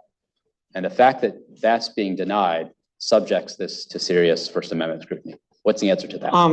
I think when you're talking about recipients rather than speakers, the first case I would turn to is Murphy from the Supreme Court just this term or this past term, where that was the claim that was made there. Well, they're also, it's the entire complex of people who are in the second set of petitioners before us, because it includes not just recipients who take in TikTok content, but also creators of content that's then disseminated on TikTok, who are speakers in a way. But it's just that they like doing it through a medium that's subject to the very control that you want to deny with the editorial control that's going on abroad. Right. And we've now moved away from arguing that the government's justification is related to First Amendment activity, and we're already on incidental effects on other people's First Amendment rights, because the government isn't targeting those people, isn't saying, we don't want you to be able to post on this medium, we don't want you to be able to associate. That's just something that happened to them. And there, I think cases like Arcara and other cases, there are all sorts of circumstances. So if you're invoking Arcara, then that means that the First Amendment just doesn't apply at all. So it's not subject to First Amendment scrutiny at all, because you're focusing on foreign control. And that means that the US users of TikTok, both US users who disseminate content via TikTok and who take in content, that their First Amendment interests, which are the kind of interests that were in play in Lamont, just don't matter, because the First Amendment just doesn't apply at all. Is that may well be the government's position. I've detected a little bit of equivocation on that in the briefing. Is your position that under Arcara that the First Amendment just doesn't apply at all? We don't think you have to go nearly that far to resolve this case. But would you take that position? I get that you think you'd win anyway, but I'm curious to know, would you take the position that actually the best answer is that the First Amendment just doesn't apply at all? I guess it's helpful in thinking about these First Amendment questions to separate the various petitioners. And I think the First Amendment, obviously, if you have a case like this where the effects on expression are significant, and we acknowledge that, it might sound like a striking proposition, but I'd like to just walk through the various petitioners. So the first petitioner is ByteDance and TikTok themselves, and we've sort of discussed that. That's as foreign, okay. And so then you have the, the content creator petitioners, and their speech is maybe affected, and we don't know yet what will happen if this law is upheld, whether ByteDance and TikTok in China will have a change of heart and come up with a way to sell the platform and continue to operate, or whether they want to, forfeit whatever rights they would have to their extremely successful business. But no matter which of those things happen, I mean, that really is an indirect effect of what's going on there and going on here. And you could say, well, it's a sufficiently significant incidental effect that will apply something akin to the O'Brien standard. But there's a pretty good argument that you would say, I mean, in the same way, if ByteDance got shut down because they engaged in tax fraud or because they violated the import laws, and the result was that a very popular internet platform was shut down entirely.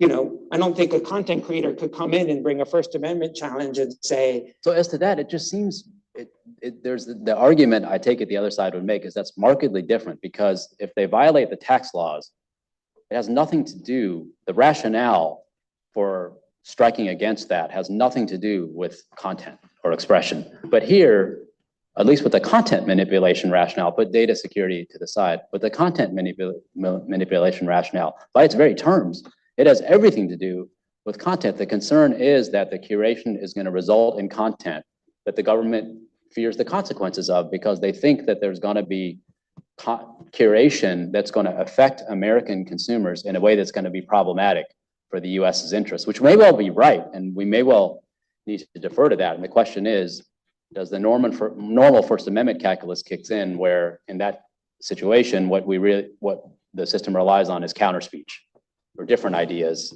Right. I guess I do think that the best way to think about it is to think about whether it's protected expression rather than just expression. The fact that it happens to be expression, but it's expression that's not protected by the First Amendment seems like a pretty big distinction.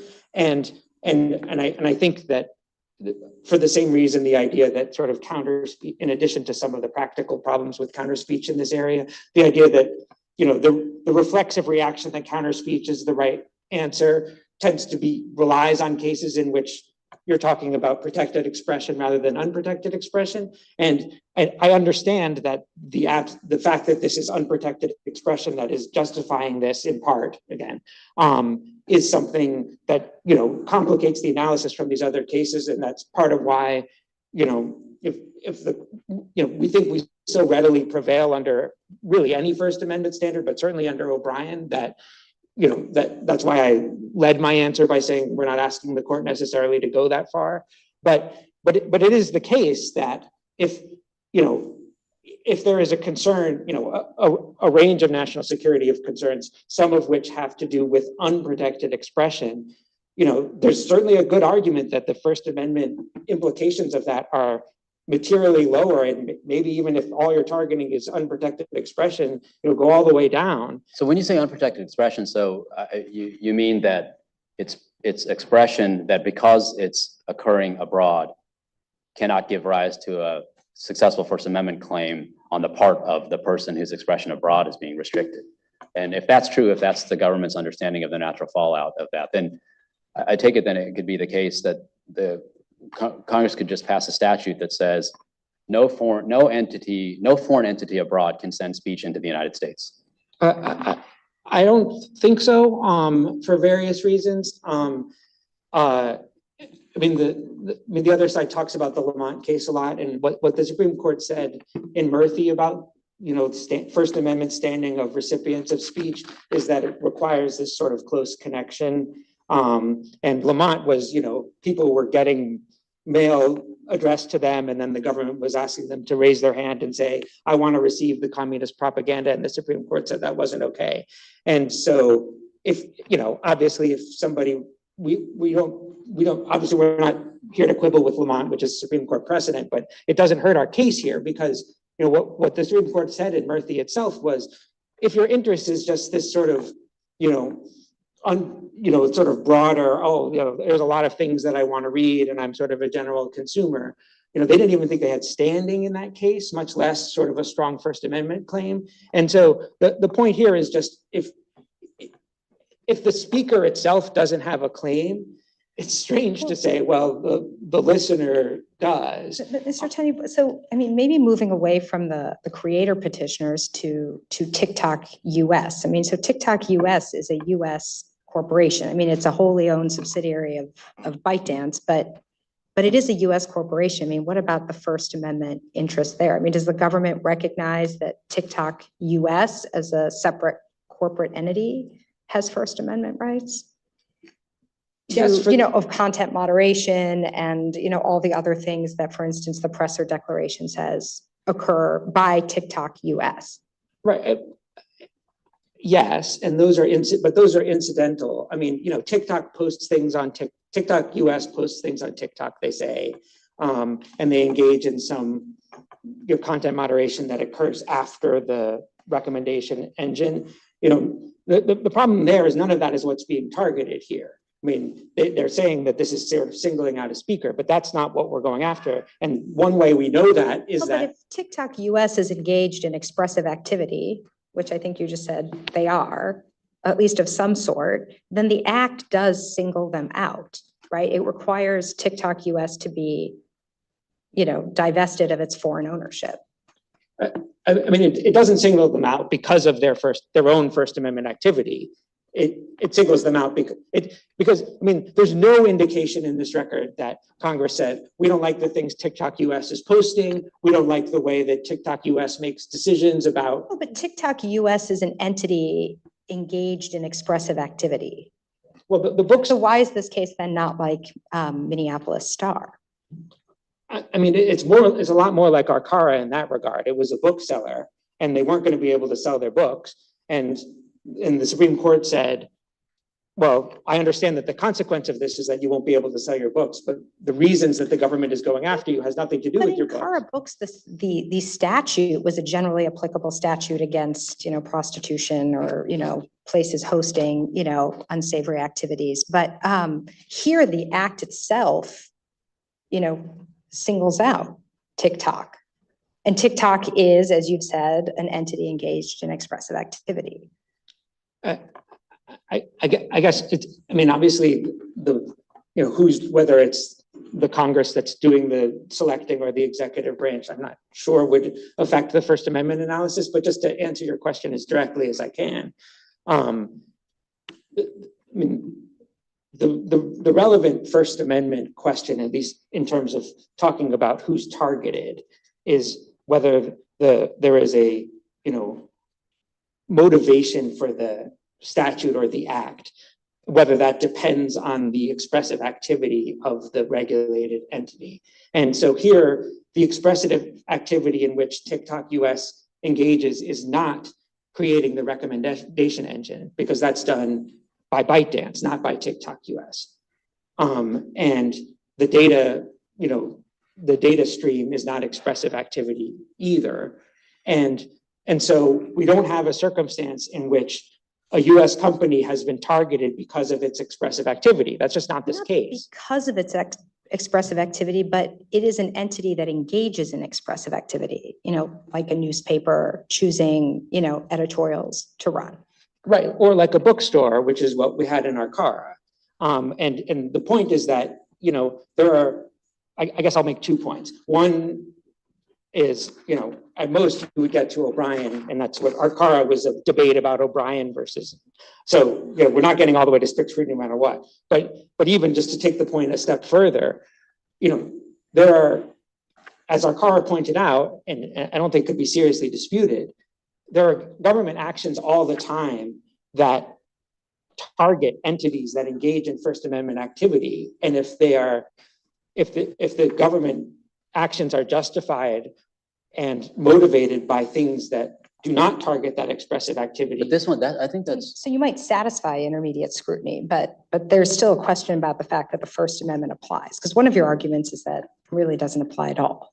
I mean, when you talk about the ByteDance and TikTok petitioners, you're like, your comment to the chief judge was, well, these are foreign companies. And my point is, there's also an entity, TikTok US, which is an American corporation, which has its own First Amendment rights.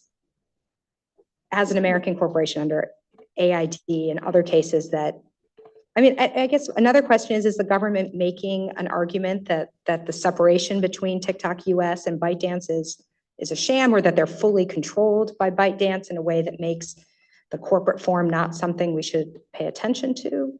We're not making that argument. I do think it's, think so. the First Amendment, the application of the First Amendment is determined not by entities, but by activities. So I think it's, because all sorts of people can engage in First Amendment activity. And, if you put someone in prison because he, robbed a bank and he happens to be a prominent speaker, nobody thinks that's a First Amendment claim. So I think it's useful to talk about the activities here rather than the entities. And the activity, the arguably expressive activity, or the expressive activity that we're talking about in this case, that the United States government is targeting, is the creation and maintenance of the recommendation engine and the content moderation that precedes that is done by ByteDance. That's what the United States is concerned about. That's expressive activity, but it takes place outside the United States. But it seems like what gives arguable force to the other side's First Amendment argument is that it's not just that the government is targeting curation that occurs abroad. It's the reason the curation occurring abroad is being targeted. And the reason is a concern about the content consequences of that curation in the US. And when the reason itself, you call it content manipulation, when the reason itself is content manipulation, unlike, you brought up our car a number of times for totally understandable reasons, the reason there had nothing to do with the content. It was about prostitution. It didn't have to do with what the bookstore is selling of books. It just that happened to be that the prostitution was taking place at a bookstore. Here, it's not a happen to be situation. The whole reason for targeting the editorial curation that's occurring abroad is because of a concern about the speech consequences of that on US consumers. I'd just like to be clear about this factually. The other side cites what I assume they think are their best examples of members of Congress talking about this, and I pulled these, and I would encourage the court to do the same. But I'll just read an example. Senator Warner, this is at page 566 of the appendix. It's cited at page 20 of the TikTok brief. I think they quoted the portion that said, all the TikTok videos will be promoting that Taiwan ought to be part of China. I take that point, just to be clear, I'm not talking about statements of individual legislators. I'm talking about the government's own rationale as articulated by the government. I'm just looking at your brief on page 36. Congress reasonably acted to prevent this sort of content manipulation by a hostile foreign power. A foreign power's secret manipulation of the content on social media platforms to influence the views of Americans for its own purposes. And I'm just saying, when the rationale is one that's bound up in a concern about influencing the views of Americans, that's different from a concern about prostitution at a bookstore, because the concern here is about the curation decisions abroad influencing the views of Americans, which is typically, when you see that kind of language, you'd say that's a First Amendment concern, because we're trying to stamp out something because it's influencing the views of Americans in a way that the government doesn't want the Americans' views to be influenced. And usually that's the type of thing that generates a First Amendment concern. I guess and I apologize for going back to the quote I was doing, but I hope you'll understand why. Yeah. There's a difference between saying we don't like the way the content turns out on this platform when China does it this way. And that would be saying, here's content that we like and don't like.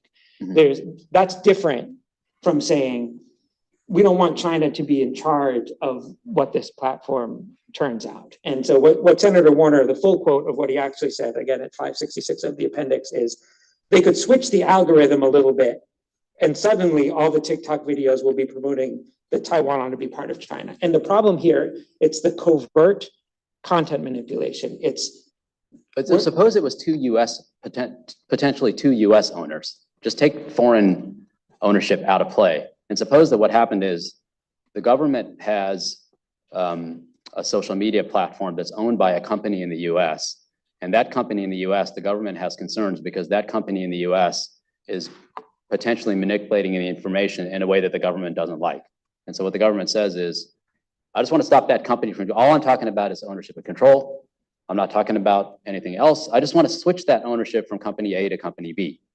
There's no doubt that that would be a huge First Amendment concern, right? Right, but that would be because the US company has First Amendment rights. I mean, that is net choice, right? In some sense, the US company has First Amendment rights and it can have its algorithm whether it wants. And there, maybe you could do disclosure because maybe you could get, as a US company regulated in the United States, maybe there are less restrictive means. But to say we want this Chinese company to tell us, the whole point is that it's covert and we don't have a way to stop it from being covert because it's being done through incredibly complex computer code that no one, including Oracle, who they want to hire, would understand. And because it's being done in a foreign nation where we don't have, we can't pass a law saying ByteDance make this or that disclosure about what your internal operations, because they're off in China. And those are the fundamental points. I do want to, in a related vein, circle back to the point about, they talk a lot about how like all the source code is reviewed.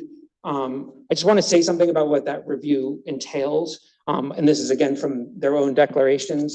If you look at the Simpkins declaration, it's at 741 of the appendix, paragraph 61. It describes the purposes of the source code review. And it's basically finding viruses or malware. That's what they're doing. They're saying, we want to make sure this source code doesn't have a problem with it of a sort of computer programming sort. I can read you the quote if you want, but it really does say that. In the reply brief, it's more explicit. In the reply, in the supplemental appendix at 842, paragraph 10, the purpose of this source code review with respect to the recommendation engine is not necessarily to inspect how the recommendation algorithm makes decisions, which I understand is largely driven by content and user behavior, but rather to prevent a third party, including petitioners, from covertly manipulating the recommendation engine once it is deployed by TikTok USDS and Oracle in the secure Oracle cloud. So they're going at sort of, is there a hacker? Are they getting at it afterwards? That's not what we're talking about. What we're talking about is when they build it, when they create it, when they decide how it's going to work in China, and nobody's looking at that, and nobody can. It's farcical to suggest that with this, 2 billion lines of code, 40 times as big as the entire Windows operating system, changed 1,000 times every day, that somehow we're going to detect that they've changed it so that, it favors a Chinese narrative as opposed to being a neutral expression of American ideas. And, they say one of the things they like about it, the content creator petitioners say, well, we think this is a sort of organic source, diverse and organic source of news. The problem is, China could decide one day it doesn't want it to be that anymore. And we would have no way of knowing that. Users wouldn't be able to tell. And that's fundamentally the problem. And that is not solved. It doesn't even purport to be solved by the proposed national security agreement, Project Texas, or anything else. And the same on the data security side. There are just reams of information that are going back to China. If you look, and this is under seal because of business information, so I won't tell you the particulars, but if you look at the supplemental appendix, I think I've got the page number here, but maybe I don't. Supplemental appendix pages 249 to 52. This is the sealed appendix that was filed with their opening brief. It's 4 pages in minuscule font of all the ways they're going to slice and dice the data that they're going to send back to China, ostensibly for business purposes rather than anything nefarious. But I mean, they're not sealing off the US application in any meaningful sense. And so we really return to, that's why the sort of claims that this is all sort of regulating US content. No, this is about that there is so much happening in China outside the control of the United States that it poses a grave national security risk. Can I just get back to on content manipulation? I think it's an adjunct to what you were just talking about. If there's a law before us that says we're worried about foreign content manipulation, which is what we're worried about here. We're worried about something more precise here too, but let's just say it's a law that's worried about foreign content manipulation. And in order to address foreign content manipulation because of a concern that the manipulation is going to, quote, influence the views of Americans for their own purposes, meaning the purposes of the foreign country, we're going to require the divestiture of any company, any social media company that's subject to foreign control. How would we analyze that as a First Amendment matter? I mean, I think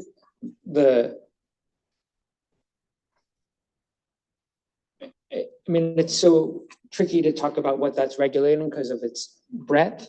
I don't know if it's that tricky to understand what's regulating. It's just saying that any company that's subject to 20% or more foreign control, anyone, not just China, but foreign control at all, has to divest because we're worried about foreign content manipulation. How would we analyze that under the First Amendment?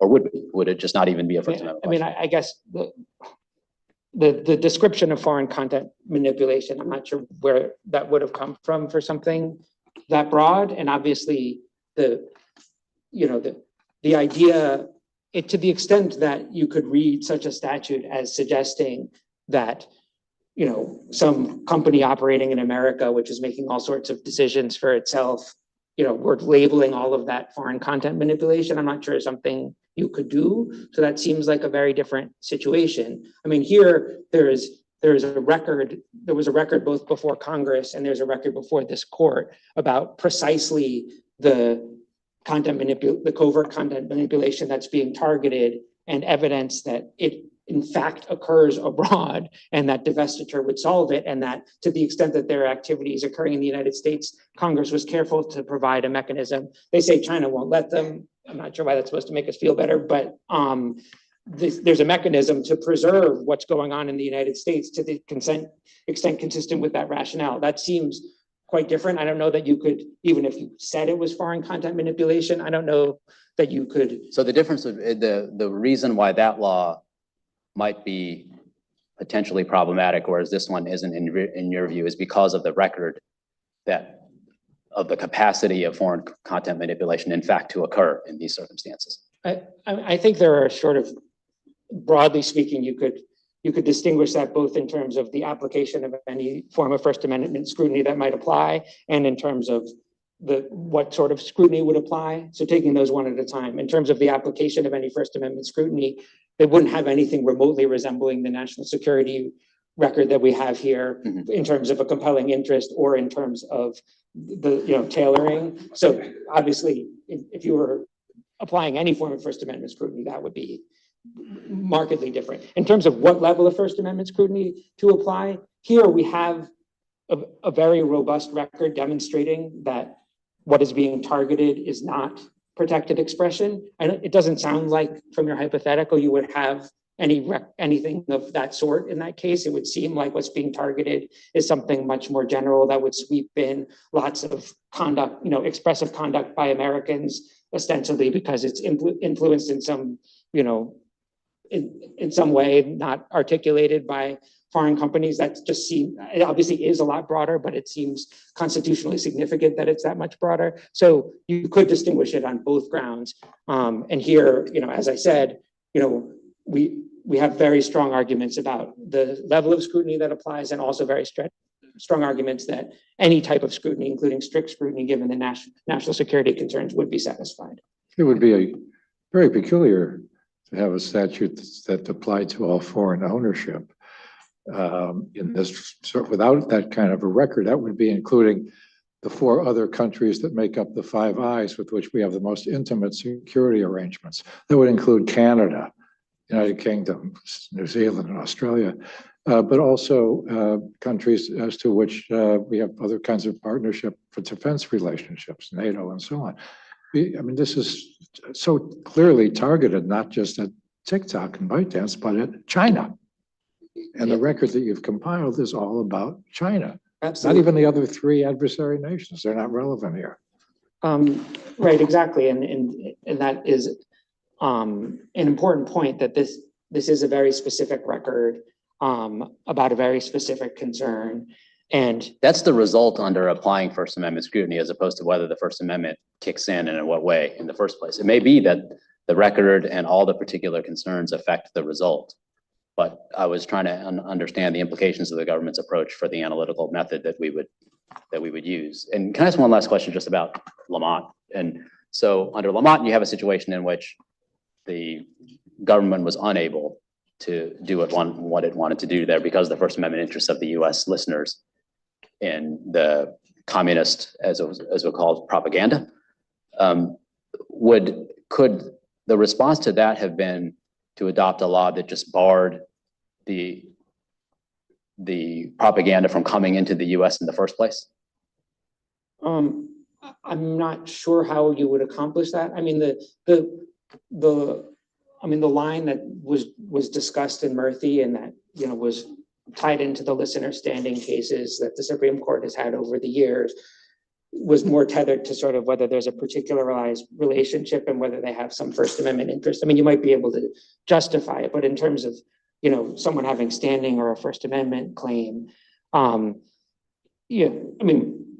this case is just, this case is so similar to Murphy that I would just sort of urge the court to lean there. I mean, Murphy, people were saying the content curation decisions that are made by the platforms affect the content that I read on the internet on some particular topics, and therefore I have standing to challenge what I regard as impermissible government influence on those content manipulation decisions. And the Supreme Court said no. And I mean, I think that's what they're saying in this case. In Lamont, it was something different. It was saying, either I sent away and said, can you please send me this information, or somebody sent me information and I want to receive it, and I have to, go to the Postal Service and tell them that I want to receive it. I mean, that's just a totally different kind of a claim. I think that the relevant difference there is that the affirmative act of saying that you want the information is what gave rise to the First Amendment injury there. That's part of it. Another part, which the Supreme Court has emphasized in a number of cases, is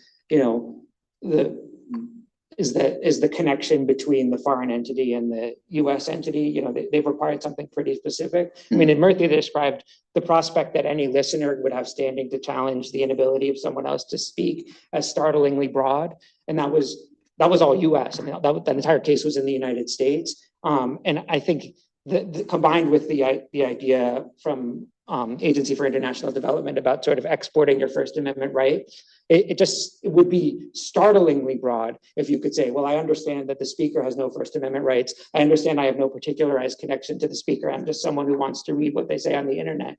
But now suddenly, even though they have no First Amendment claim, I do. And that's what the Supreme Court rejected in Murphy, in frankly, what should be a harder context because it was all in America. And that's what the court should do here. Unless there are further questions. Thank you, Mr. Tenney. Thank you, Your Honor. Mr. Pincus, we'll give you 3 minutes for your rebuttal. Thanks very much, Your Honor. I just want to start about the question about what happens in the US because the government is just flat wrong. The court looks at the Presser Declaration, pages 815, 812, 815, 817, 829, and the Farrell Declaration, 901. I'll say that again, 812, 856, 817, 815, 829.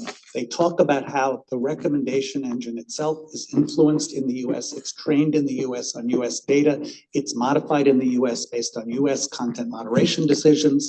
It is clearly embodies not just Chinese speech, that's an issue, but US speech by TikTok Inc. So the idea that there somehow is the ability to say, oh, this is just foreign is just plain wrong. Even if it were, I think that raises some questions. Could a US speaker who wanted to show a foreign movie be told, no, that's unconstitutional and there's no strict scrutiny? That seems wrong as well. So then turning to your question, Your Honor, Chief Judge Srinivasan was asking about, what is this target? The government talks about targeting foreign government manipulation. But the question here, the First Amendment question is what's burdened. And what's being burdened, the government admits there is no foreign content manipulation now.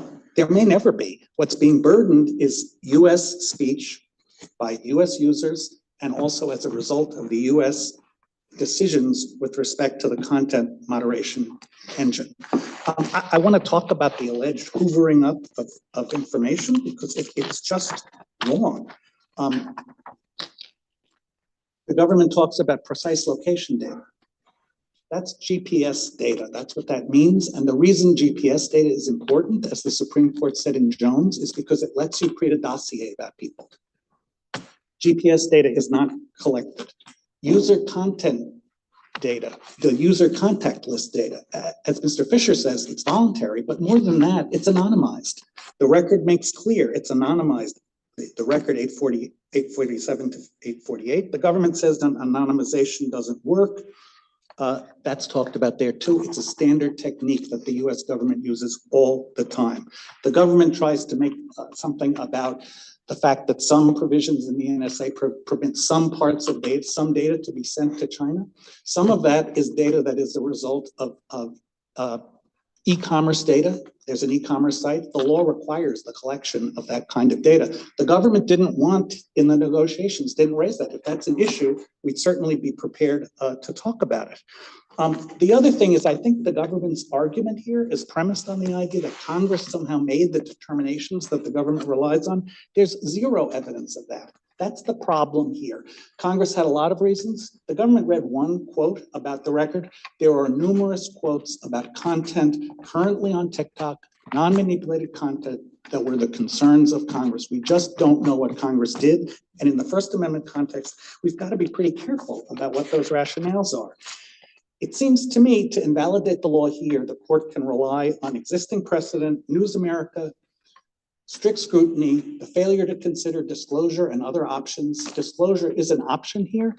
If the disclosure doesn't necessarily, if the government could make the required showing, have to target only the manipulated content, there could be a general disclosure that the government fears there's manipulated content on this platform. I'm not saying that would be right, but there certainly has been no attempt to figure out whether disclosure can solve the problem here. And the problem is, if you go the other way and rule for the government, you have to do some pretty unprecedented things. You have to hold that a content-based justification for general speech is a sufficient justification. That's something that Holder does not support. That was a very, very, very targeted. And then the court has to say, doesn't matter that Congress didn't consider less restrictive means, and the court has to resolve numerous factual disputes in a record that has no entity for the court to resolve them. And we think that's a very, very significant area. Thank you, Mr. Pincus. Fisher, we'll give you 2 minutes for your rebuttal. Thank you. I'd like to make 4 points about the First Amendment claim. First, the government cites Murphy as suggesting that my clients in base politics as users of TikTok might not even have standing, let alone a First Amendment claim. It's the government, to use the government's own words, we have raised our hand and said, please give us information. We follow other users. We've joined various groups on the platform. So we're doing exactly what the mail recipients did in Lamont. And remember, that's not even the heart of our claim. The heart of our claim is as our own speakers working with our editor and publisher of choice. And there's no suggestion we wouldn't have standing or anything less than a most severe First Amendment injury there. Secondly, there was some conversation about, can we think about this law as having only an indirect effect on the creators? And the answer is absolutely not. The law, by its terms, prohibits a certain publisher from publishing under its own content recommendation system online. And that is our publisher. The very speech that the Act singles out, the social media type speech that it uses in the quote that I read earlier, is our speech. And so the Act targets us directly.